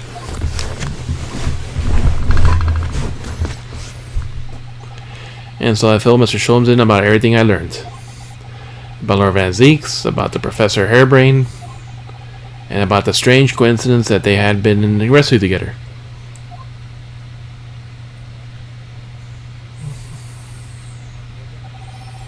So I'm wondering what was it that happened to make Lord Van Zeeks such a different person? I was sure you'd know, Hurley. Or was it you? You said there was something going on here at this exhibit hall before. There was something was afoot.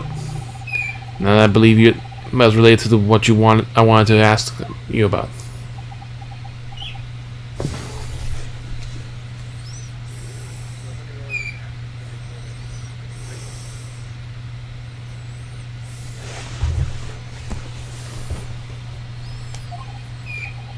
Mr. Sholmes? He suddenly clammed up. Well, it seems we reached our unavoided greetings.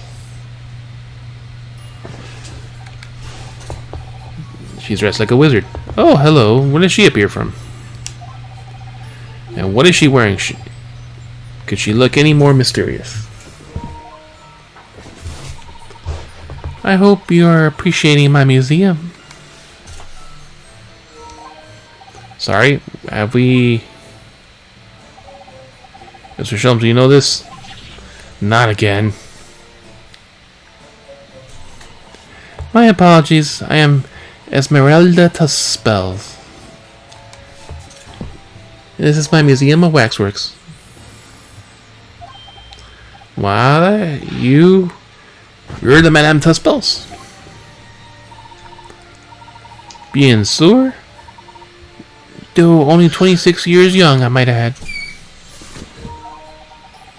Is that significant somehow? I'm a Madame, only a name. It has a certain je ne sais quoi. And she has a cute smile. Right. Firstly, I must apologize for my waxworks. Or rather, one waxwork in particular. That'll be Mr. Sholmes then. I was led to believe he was a great detective, but he seems unable to settle.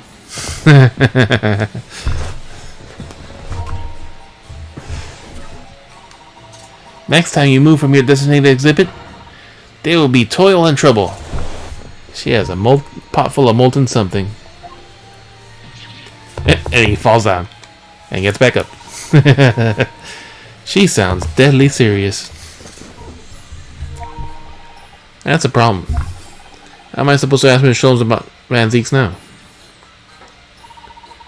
Let's not forget what Hurley said before. About something being afoot right here in the museum, I mean. Oh, yes, I know, but still. I'm so curious. I want to know what's happening here. Haven't we enough on our plate already?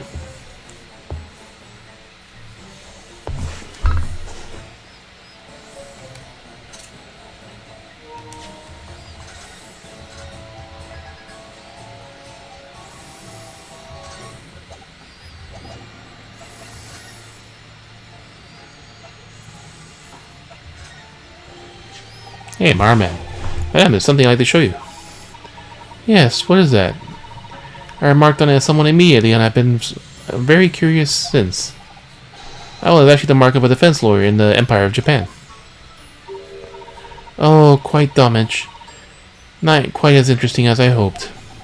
What exactly were you expecting from an armband? What about the newspaper? Could I show you this? How fascinating. Is that made of wax? No, it's not. No, sorry. It's a piece of evidence. Why would you show this to me? She can only wax lyrical about wax, is that it?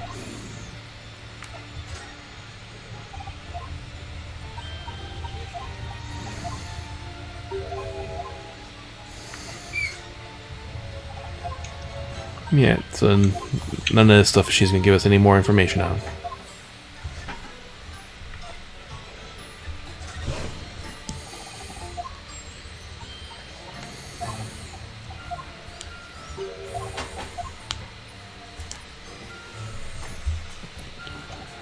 Alright, to converse.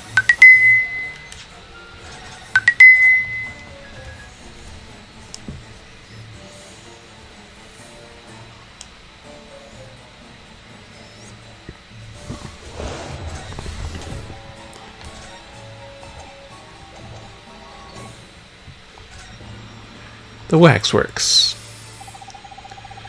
Did you make all these waxworks, Madame Tuspels? I did. I am the third generation of waxworks artisans, you know. Gosh. It was my grandmother who began the tradition in my family. Her fortunes were secured living through the turbulent times of the French Revolution as she did.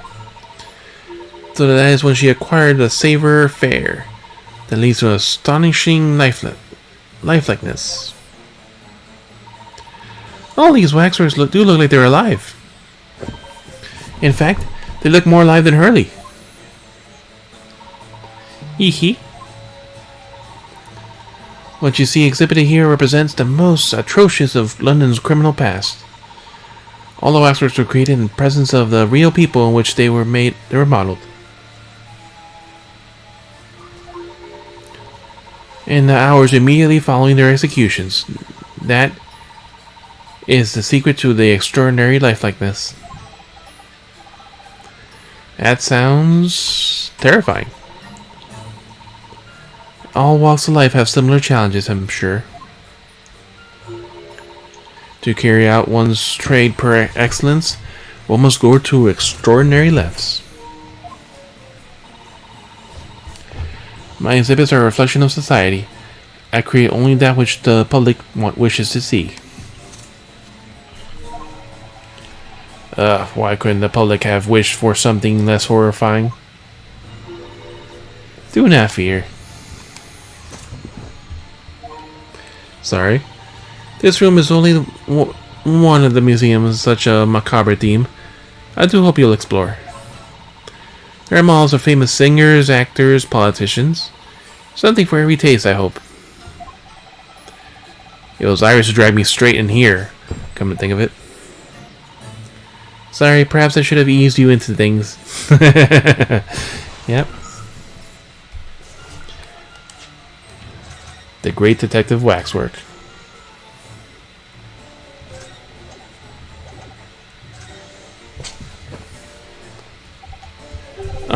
What's the situation with, that? Ah, my temporary waxwork model? He approached me some days ago, you see, with a business proposal. Oh, what sort of proposal? My dear madam, will these parts exhibitions been in addition of world-famous Great Detective? Or words to that effect. Ah. Naturally, I'm aware that Mr. Sholmes is widely known in London as a talented detective. It's Great Detective, actually. He's very specific about that. Yes, the cream de la cream. So I was keen to come to some arrangements with him, of course. But sadly, we are unable to agree terms. Let me guess, someone wanted to charge an exorbitant price for his services? for a mere 500 pounds. I will dive in your cauldron of wax at this very moment.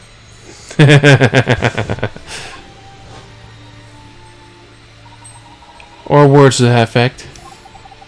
Mr. Sholmes might have overdone it slightly with the sales pitch. Regrettably, the museum is in a shortage of funds at the moment due to unforeseen circumstances.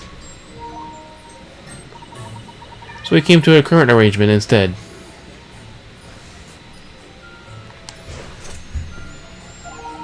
Surely he doesn't really need to do what he's doing though, does he? I would think not, but he was very insistent. I have a 50 shilling problem. And it must be resolved by the morning. 50 shillings. Or words to that effect. It's the pawnbroker, that's what it is. You must have something to redeem. That's why you don't fucking put things there anyways. Is the consulting detective work not going so well? Something's afoot. Time to find out what it is.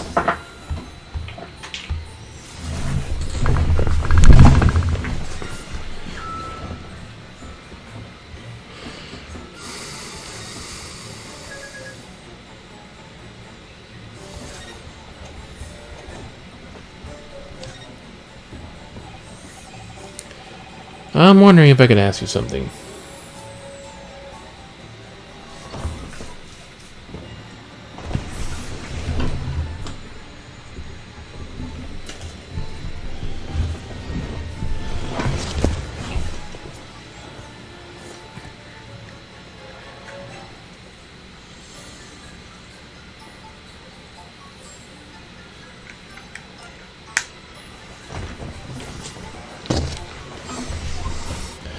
Bien, so? I'm just curious, is there anything going on in that museum at the moment? Some kind of incident, perhaps?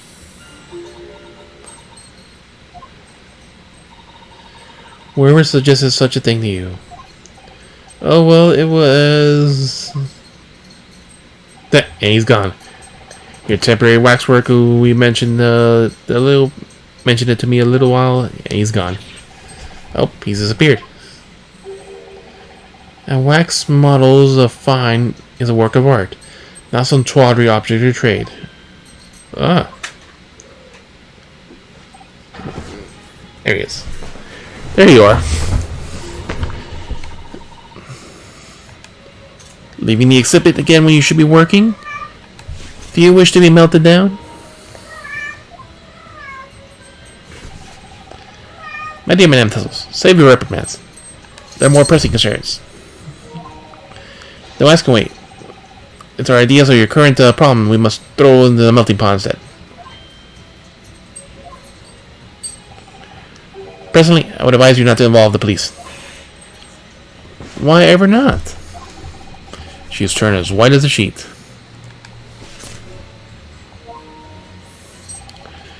Because you have at your disposal a great detective, whose services you may employ for a mere 50 shillings. So he has not made any money. Though please be aware that I insist upon payment in advance.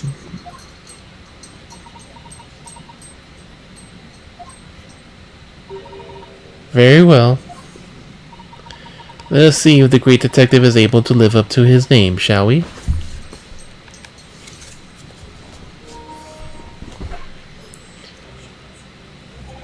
Before I engage in my analytical process, I must ask you to clarify something.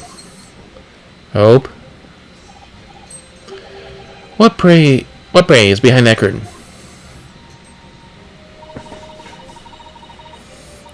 It's the Tuspel special exhibit. There's an extra charge to see it. The special exhibit of the house of horrors. Must have picked a special killer then, I presume. Leave my shirt alone. Would you be so kind as to draw back the curtain, I wonder? Absolutely not. There's nothing amiss back there. Nothing amiss, madam? Hope, down. What about that arm protruding ominously from underneath the curtain? Ah. Strongly encourage you to allow me to see what lies beyond, before the situation worsens. Stop. Stop. Yes, very well. I shall draw back the curtains, but only as soup cones.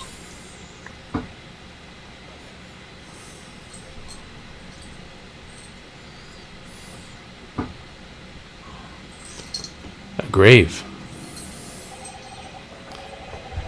I must confess, I baked behind the curtain earlier. That spells like especially with a very big graveyard scenes deep. And yet, somehow surprisingly, Boxer Killer one would expect is nowhere to be seen. Stop with the cable. What does strike one, however?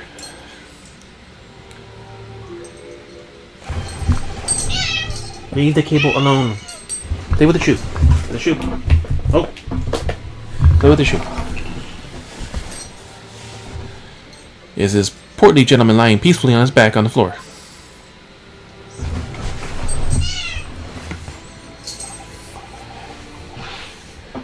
Well, then, Mr. Sholmes.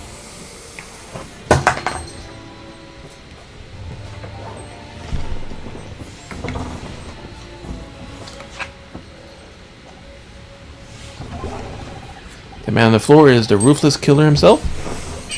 Stop with the cable. Play with the shoe. I'm afraid not, my dear fellow. He is a perfectly ordinary London gentleman. Not even a waxwork, in fact.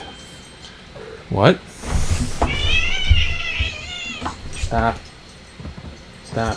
Stop.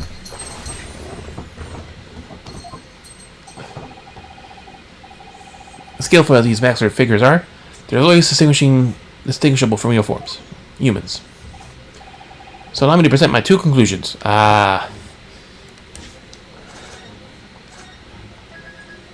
So he is about to present his wrong conclusion that we have to fix. Okay. This will be another 15 minutes right there alone. The first is a sizable business transaction has been taking place in a special exhibit. Why? Why would you say that?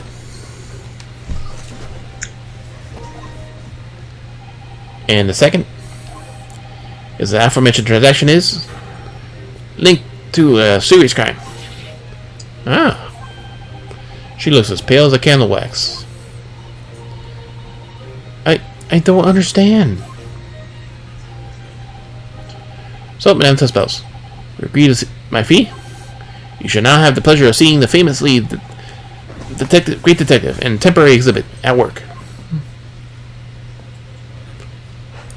Their great deduction. The game is afoot. Topic 1. Waxworks fate.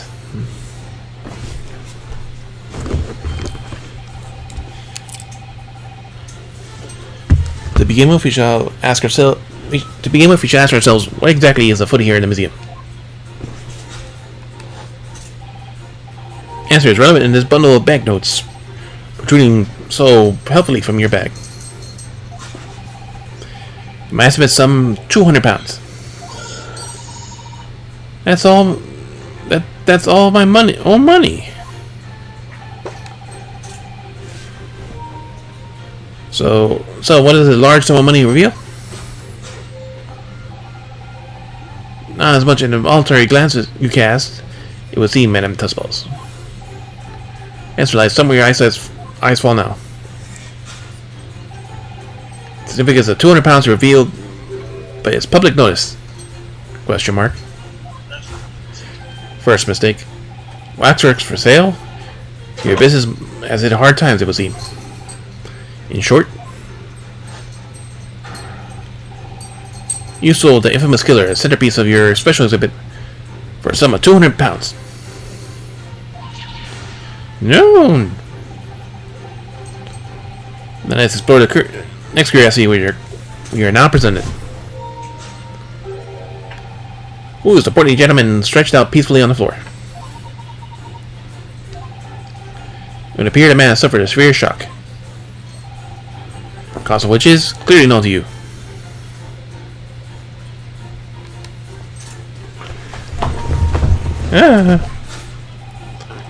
Fortunately, madam, keeping secrets does not appear to be your forte. And the dealt the man such a shocking blow was, of course, the 200 pounds. Really? It would appear that you are twisted this gentleman around your little fingers most effectively. What are you suggesting?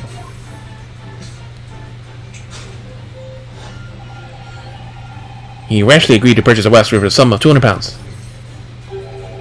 Only when he came to hand over the money, did it occur to him that it was an exorbitant amount he was paying. But the money was no longer in his hands. The result? The scene we see before us. He collapsed in shock. Yes, the killer with the special exhibit fetched the killer price. We can only pray that the gentleman's dreams are not plagued with regret. The conclusion of topic 1. Sold for cash. For the waxwork. Topic 2. Waxwork's location. The question arises then is what has become the TPS, 3 here, there's 3 tanks and 2 DPSs per round.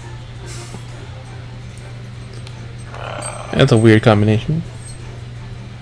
I know. Anyways. The question arises, what has become of the waxwork that changed hands? Let's consider the problem for a moment. You cannot possibly... What immediately strikes me as a conundrum is the young man standing there. Who is this fellow? To find an answer, you only need to observe the neckerchief. Such as worn by policemen as a secret sign to fellow police members of force that a crime is being perpetrated. Yes, this young man is an undercover policeman, currently investigating the museum.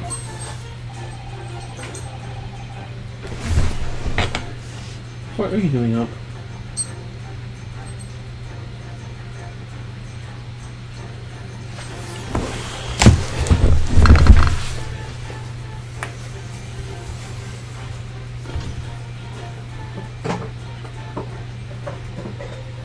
Where's your ball?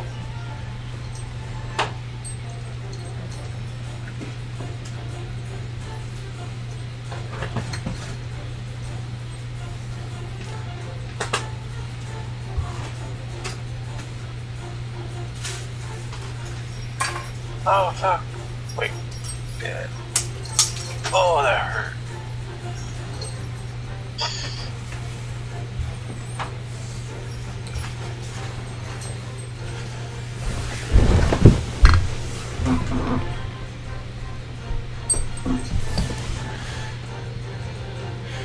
I know him well, in fact. It's Sergeant John Clay. What are you talking about? The man's quite a celebrity. He received triple accolades in last year's policing awards. Policing awards? But...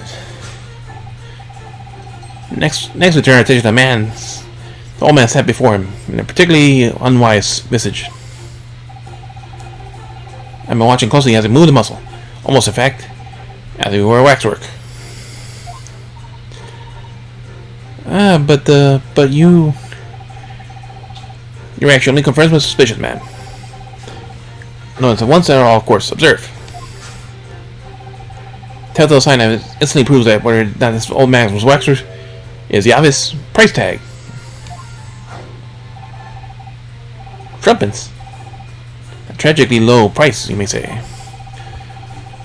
Though perhaps I'm going rate for the aging waxworks riddled with cracks. And yet you sold it to a portly gentleman for an exorbitant 200 pounds. So the plucky baby was sure to attract the attention of Scotland Yard. Isn't that so, madam? I do not... Yes, the waxwork you sold has already been seized by the police and remains in the custody as we speak. The old man must be reunited with his grave in a special exhibit, not a moment too soon. Conclusion 2. Waxwork location discovered already. Yeah, this deduction makes absolutely no fucking sense. Thus concludes Sherlock Holmes' great deduction of this 1,700,000, bro. this horrifying puzzle. Not that much. ... Iris ... Tuspels ... She's ready to freaking melt him.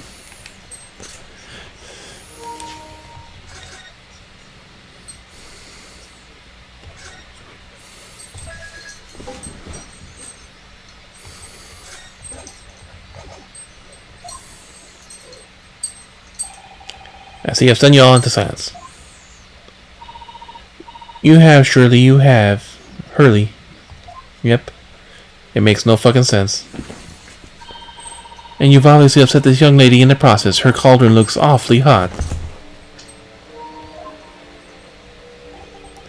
If I could just bring up one point, Mr. Sholmes. Notorious Neighborhood up 1 point. I'm all ears, my dear fellow. According to your deduction, then, the special exhibit featured this old policeman.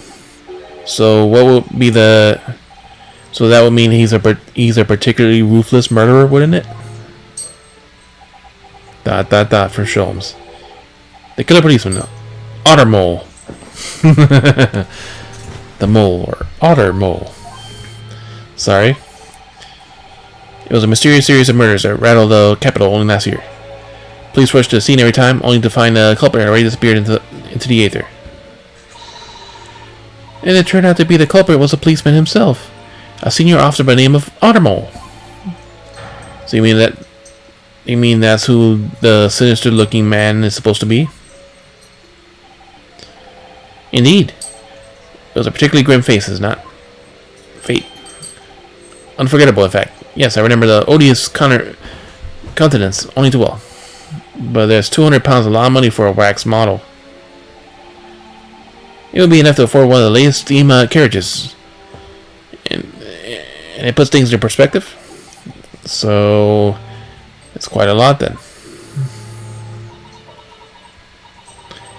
Is there anything else you wish to add? Before I melt you down? That bubbling wax looking more and more ominous. The smell of that molten wax is starting to worry me. Mr. Sholmes has more or less just accused her to her face, so I think I'm going to have to call your assistance here, Iris, if that's alright. To make some minor corrections of the great detective's great deductions. Of course it's alright, we'll soon set things straight. Well, let's get started then, shall we? Before Madame Tussles vents her anger. Just what I was waiting to hear, my dear fellow. So he knows he fucked up and he's waiting for me to fix it. Because he couldn't articulate what the fuck he was trying to say. Again. So, Madame Tussels, in accordance with our agreement, you shall now have the pleasure of seeing the famously great detective and temporary exhibit at work. And course correction. Hold it, Mr. Sholmes. Topic 1, Waxwork's fate. Conclusion, sold for cash. To begin with, let's ask ourselves what exactly is afoot here in the museum. Answer is revealed by this bundle of banknotes protruding from so helpfully from your bag. Estimation sum 200 pounds. That is all my own money. That is all my own money. So, what goes for such alarms? So, what does large sum of money reveal? Not as much as an ordinary glance you cast, it will see Madame Tussle. Yes, the answer lies where your eyes fall now. The significance of 200 pounds is revealed by this public notice. Nope. The sign is advertising of the scene. She definitely looks in this direction, it's true. It's true. But I'm not sure she's selling me her wax even for 200 pounds. Oh? She must have poured her heart and soul into making them, don't you think? 1, 2, Over and above the wax. 3. If it were me, I wouldn't sell them for anything. For that much money, I would, but it sounds like that makes me a bad person. Well, anyway, wonder if the 200 pounds could have some other significance. Let's follow the fruit of gas again and see where else, anything else to explain it.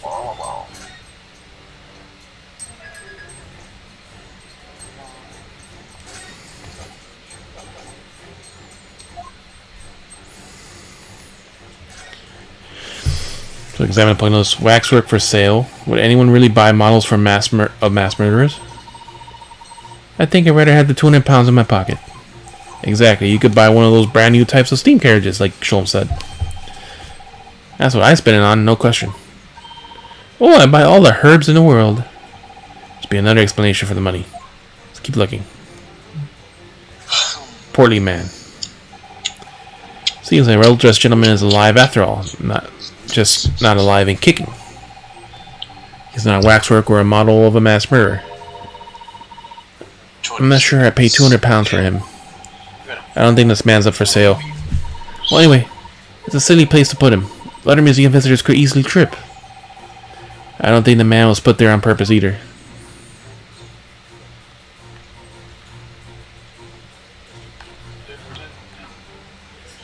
Dun dun dun dun dun.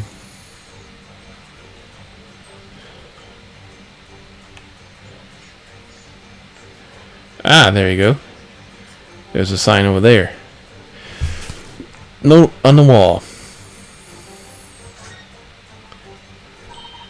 What's this note doing pinned on the wall here?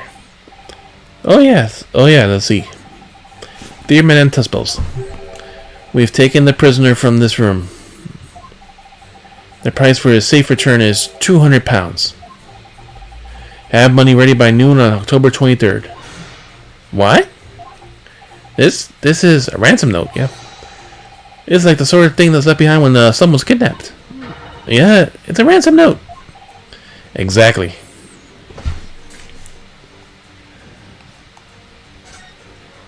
So it's a ransom note. You can't deny it. That's a very ill-written ransom note. Clear and concise. And the ransom note is 200 pounds. So the significance of the 200 pounds is revealed by this ransom note.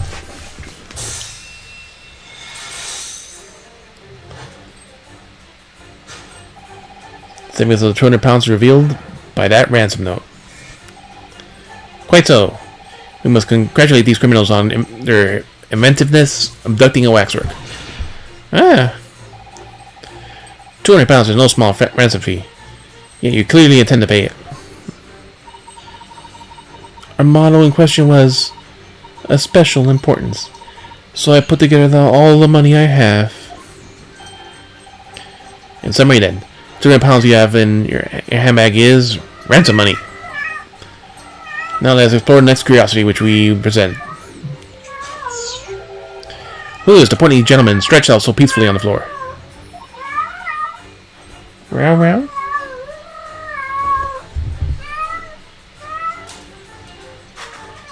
Meowing at her family in the backyard. It would appear that the man has suffered a severe shock, the cause of which is clearly known to you. Ah. Oh my god, I hate this. Fortunately, madam, this is actually the shortest deduction. Not like 5 different things per topic. Fortunately, madam, keeping secrets does not appear to be your forte. What did the man such a shocking blow was? The 200 pounds. Nope. So if the waxwork was kidnapped, where does that leave us in terms of who this man is? Hope down. We can just ask him when he comes around. I think the point of this exercise is to understand the beauty of the deduction process, Iris. Yeah, you're right. Hurley's trying so hard. We mustn't let him down. Well, it's no doubt he suffered a shock. That seems to be clear.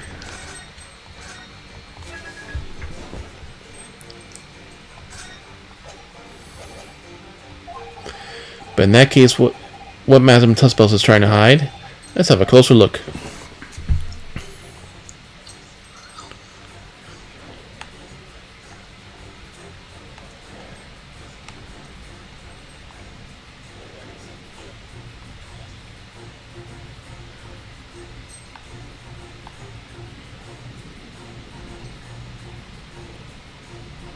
Ah, she has a hand.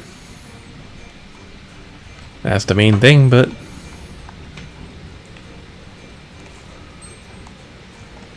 It's a long hair braid. Man, Tuspel has a very long hair, doesn't she? Yes, but you couldn't tell just by looking at her from the front. You know, it looks rather like a whip, don't you think? Sort of whip you could have floored a gentleman in a single crack. That seems a little far-fetched, even for you, Bruno.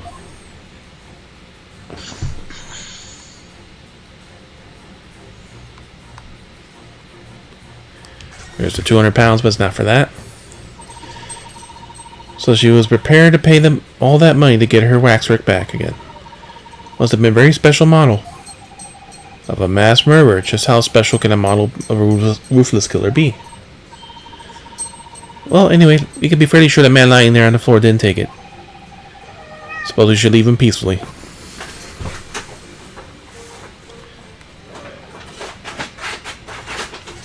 Hand of Madame. This is just Madame Tuspel's right hand, isn't it? No. Look at this color of the skin.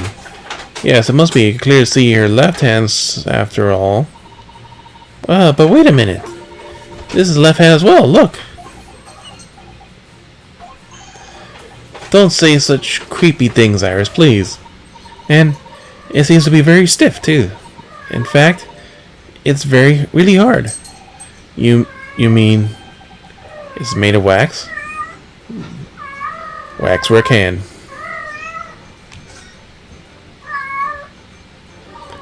This is just man. That's what I don't.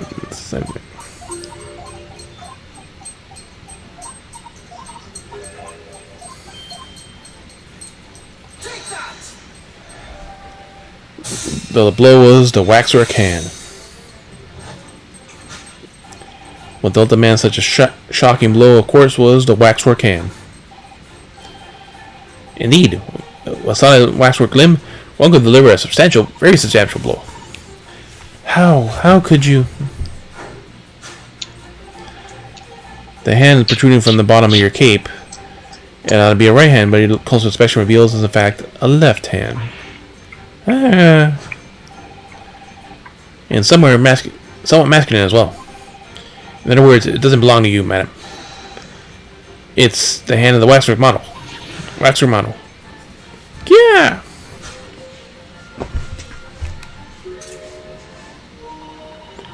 Some of the visitors of the museum can be troublesome. They meddle with the exhibits and cause damage. So you mean that arm? Yes. This gentleman saw fit to try and remove it as a souvenir. Oh, hell no. No small keepsake. Like taking a whole branch of a cherry tree and then when you go to view the blossoms.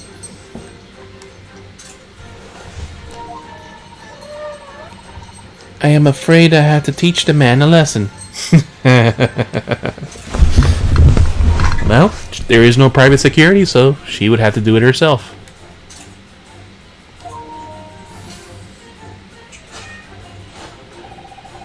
You confronted the man who tried to take the arm back. And in the result, the scene we see before us. He was knocked unconscious. A point that we may need to revisit later.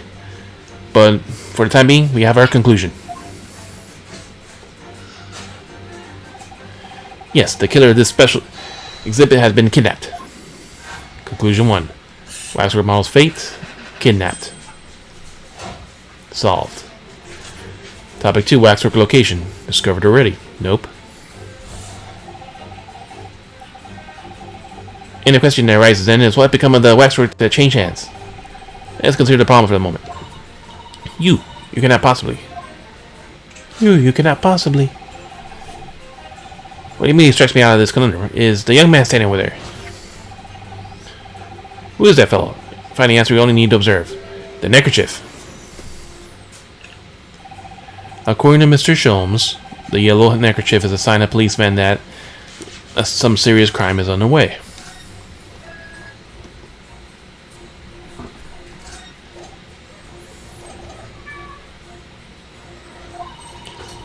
A way of communicating to colleagues without revealing his identity, yes. It's a secret that's closely guarded by Scotland Yard. Yet, how do you fucking people know about it? That Mr. Schultz didn't hesitate to give away. Well, uncovering secrets is any true detective's nature, of course. Right, anyway, judging from Madame Tussbell's reaction to Mr. Schultz's deduction, I think perhaps we might not identify the man quite correctly.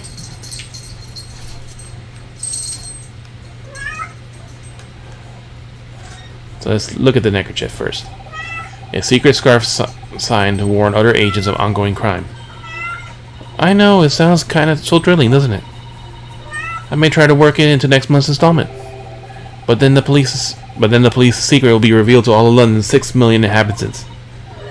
Well, they'll just have to come up with a new sign, I suppose. How does this 10-year-old manage to have such a terrifying influence? She just does. Ah, yes, that's what we needed right there.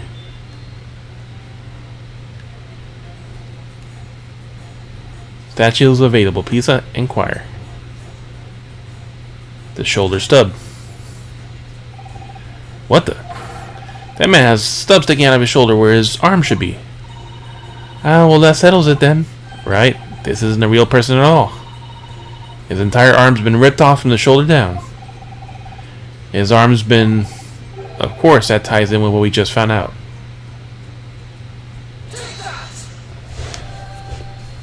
The shoulder stub. Who is this fellow? To find the answer, we need to only observe his shoulder stub. No such boneless human walks this earth. Of that I can assure you. In other words, the man standing here, the young Sergeant John Clay, is in fact defying all odds. A waxwork model. I seem to remember it was you who concluded that he was a real person in the first place, Mr. Sholmes. And he just ignores me. He has become quite the celebrity in London, being the winner of no less than 3 policing awards last year. What the fuck are these goddamn policing awards? I simply had to make a model of the man. Naturally. What other explanation could there be? Like the one you gave. And it was this detective's arm that was pulled off by the man on the floor and the special exhibit, was it? Next, we shall turn attention to the old man sat before him in a particularly unsightly visage. So we have one more thing to fix. Meow.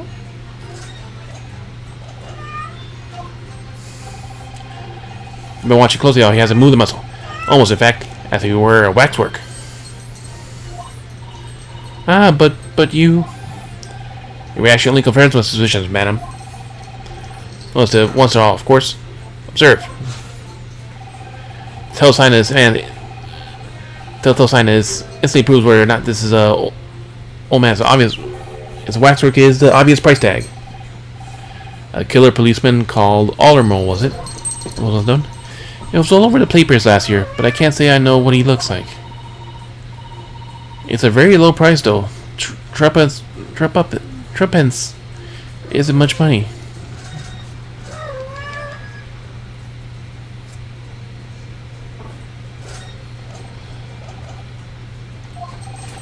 Only enough for a few measly hours of gas in Garadev's delightful lodgings, in fact. So this special killer taken from the special exhibit is a waxwork that somebody stole from the museum and tried to ransom for £200? Is this crusty old killer policeman Ottermole, really? Perhaps we should go look around again and see another idea crops up. So the price tag. 3 pence. That's far cry from £200, isn't it? For 3 pence, you could buy it and put it on display in your room, Bruno. I think I'd rather go to sleep not being watched by an old man if that's all the same to you. The price tag does stand out, doesn't it? I mean, you could even buy the helmet on his head for that much money, I think. I wonder what the price tag's really for. That scarf, probably. He's moving his fucking leg. Yeah, he's twitching. Scarf on the arm. I don't believe it. Secret sign of the earth that is known for some criminal activity in the underworld is underway. Yes, it's slightly strange choice of outfit he was trying to go unnoticed. He must be a detective disguised as a policeman. Or a detective disguised as a waxwork model of policeman. He doesn't look like he's clever enough to think of something like that, though. Perhaps you should try to be a little more polite about him, Iris. And the twitching leg. Look at this. Old man's tapping his foot like crazy. He must be fast asleep, though. Yeah, he's not tapping his foot consciously then. So you mean... It must be a twitch. Never mind that. The point is the waxworks don't tap their feet. Or twitch. Look at his arm, too. Yeah, scarf like that somewhere else around here, haven't we?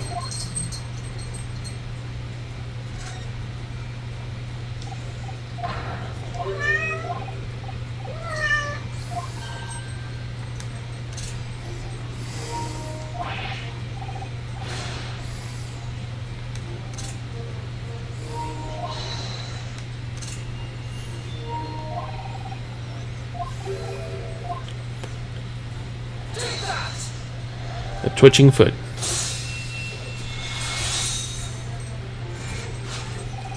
The telltale sign that instantly proves whether this is or is not an old man. A waxworker is the obvious twitch. Even the most realistic waxworks do not exhibit a twitch. In other words, splendid old man is in fact a genuine member of Scotland Yard. Slightly shift on your choice of adjectives then. Hope. Leave my watch alone. Hope. No. No. No.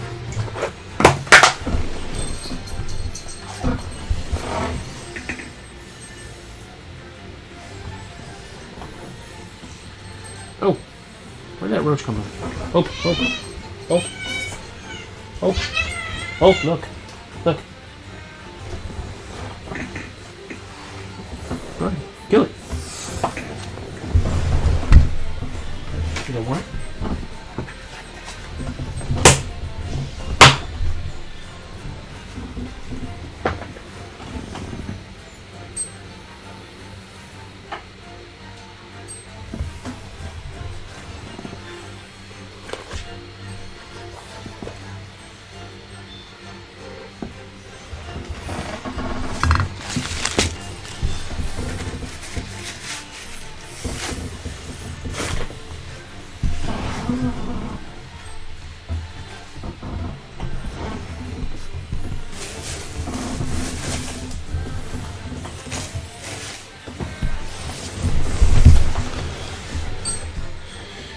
And there you have it.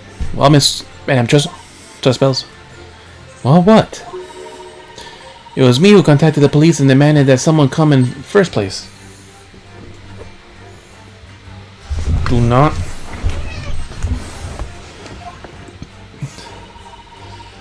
He is clearly fatigued and he is sound asleep.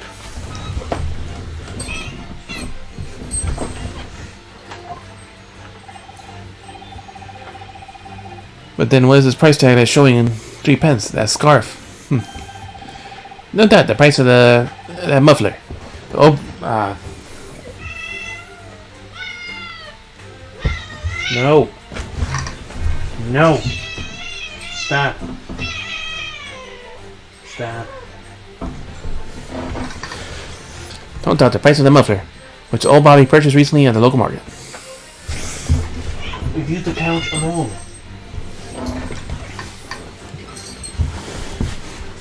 The muffler thing back from the original Ace Attorney. Or rather, they continue to it. And I presume you observed the scarf tied around his arm? Does that strike you, Mr. Naruto? Yes, the secret sign used by detectives to show some criminal activity is currently underway. Of course, because as you know, there has been just criminal activity happening here. As you deduced from the very beginning, detective. Stop. And so there we have finally arrived at the truth.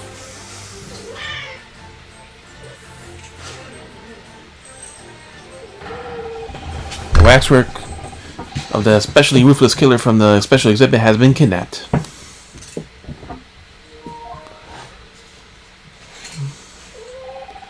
And Scotland Yard is already investigating. But the model's whereabouts remain a mystery. Stop.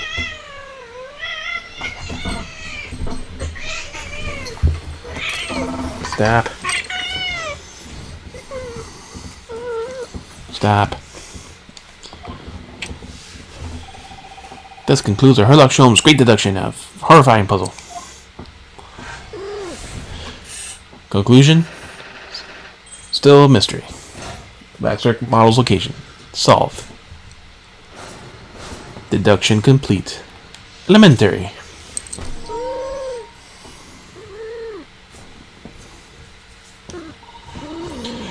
All sorts of people visit my museum here. Men and women, young and old. Sometimes they drop in just for a short time on their way back from the pub. I welcome them all. Stop. But if anyone tries to damage my exhibits, I do not take it lightly.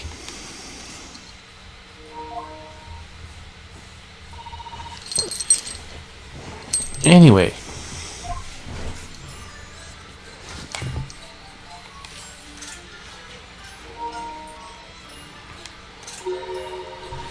Your great deduction was even more enchanting than I had been led to believe. Once it was fucking fixed. It was a pleasure, my dear madam. I am gratified that you enjoyed the spectacle. As for your rough customer, I have no doubt he'll be regaining consciousness shortly after and return home. Concerns me more is that waxwork from the special display. It was indeed generally abducted.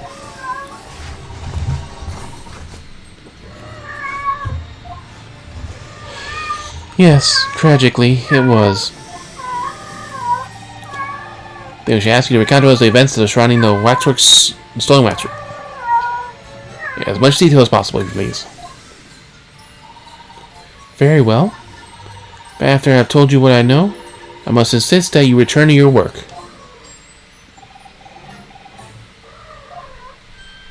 Back to the post.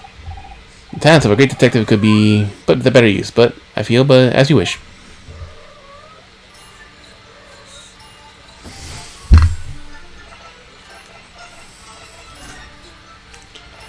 The stolen waxwork.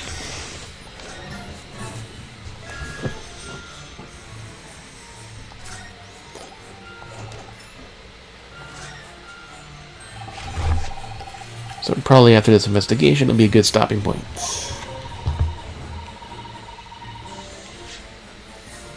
The stolen waxwork. Tell us more about the stolen waxwork, please. It was some days ago, when I came in here one morning. I immediately noticed the waxwork was missing from the special exhibit.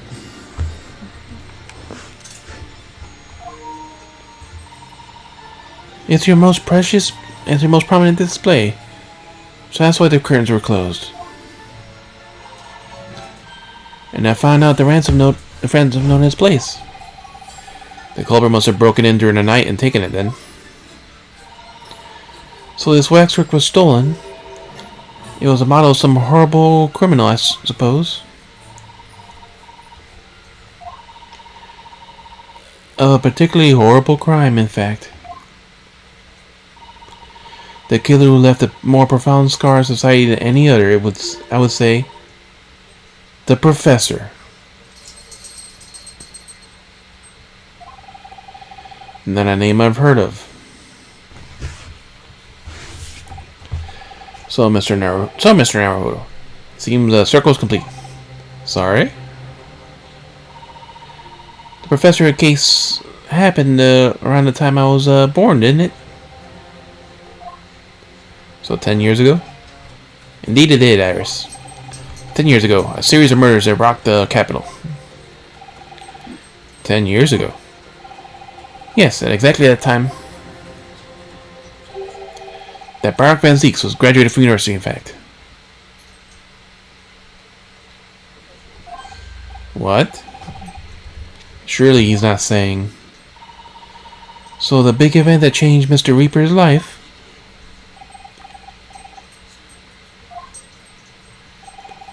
As you surmised, it was the professor case. Who was the professor then? The professor.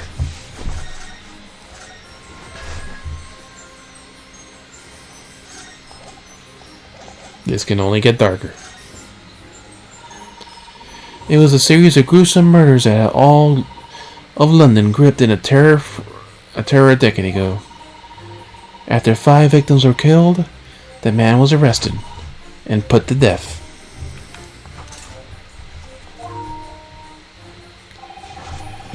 And now he's been immortalized in wax for all Londoners to admire and enjoy. Though of course it happens to be absent at present, on account of the abduction. But I don't understand. How is all this related to Lord Van Zieks? You must first understand, my dear fellow. Why is it that the professor earned such infamy? It was due to the victims he chose. Some of Whitehall's finest. What do you mean, Hurley?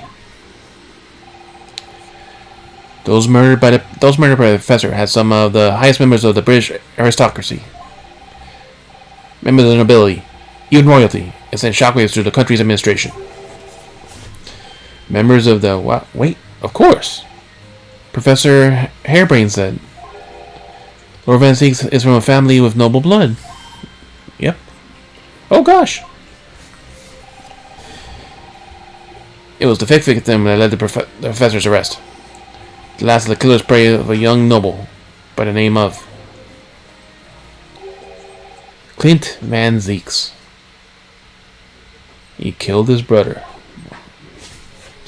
No, I don't believe it, Van Zieks. I'm sure you can piece together the rest for yourself. For yourself. In the wake of his older brother's murder, the young Barak pursued a career as a prosecutor. Eventually, became the Reaper we know today. I had no idea Lord Van Zieks has such a tragic past. Well, I'm afraid that's all I can say on the matter. For the time being, at least. After all, I have work to do. As a waxwork exhibit. Back to his pose. I am afraid I shall have to excuse myself as well. Oh yes, of course. It's been a pleasure. Thank you.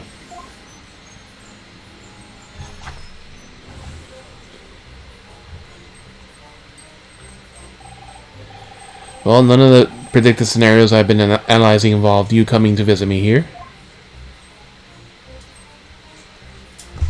Oh. Well, none of the predicted scenarios have been involved. Hi, it's been too long, Barak. Glad to see you, Barak. It's been 10 years, and here we are, meeting in a prison of all places. I can't forgive myself for what happened to you, to Mr. Asperman. I just can't. I still can't believe it could happen. Tomorrow the court will decide. Yes. I have a young Eastman gentleman acting my defense. He seems reliable enough, though. It was an accident. A terrible accident. He assures me he can prove it.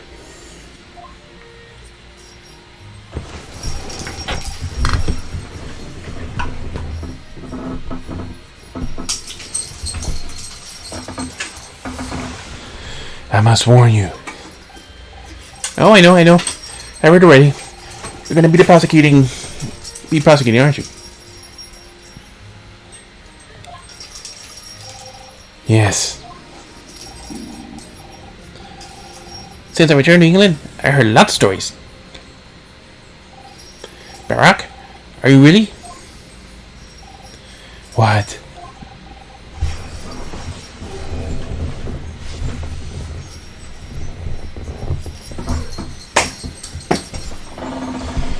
Never mind. I know you heard him. Yeah, I know that you have my best interest in heart. My friend is on trial.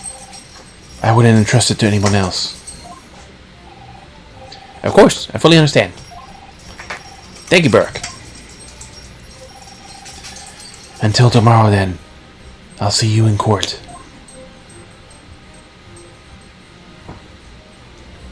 Visiting him in the jail. To be continued. And a perfect stopping point.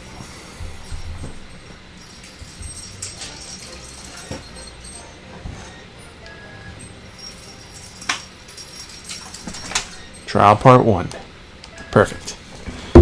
Says there's no more investigating we can do.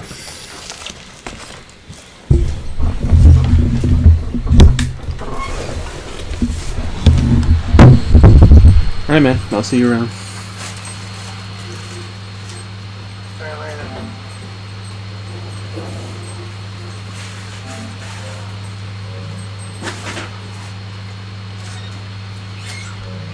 Alright, thank you all for coming in, hanging out, lurking. Hope you have a good night.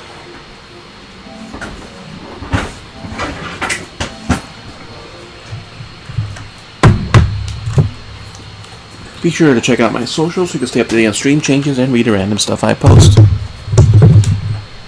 So from this on, the rest of the week will be Death Stranding. So let's see who's on the raid.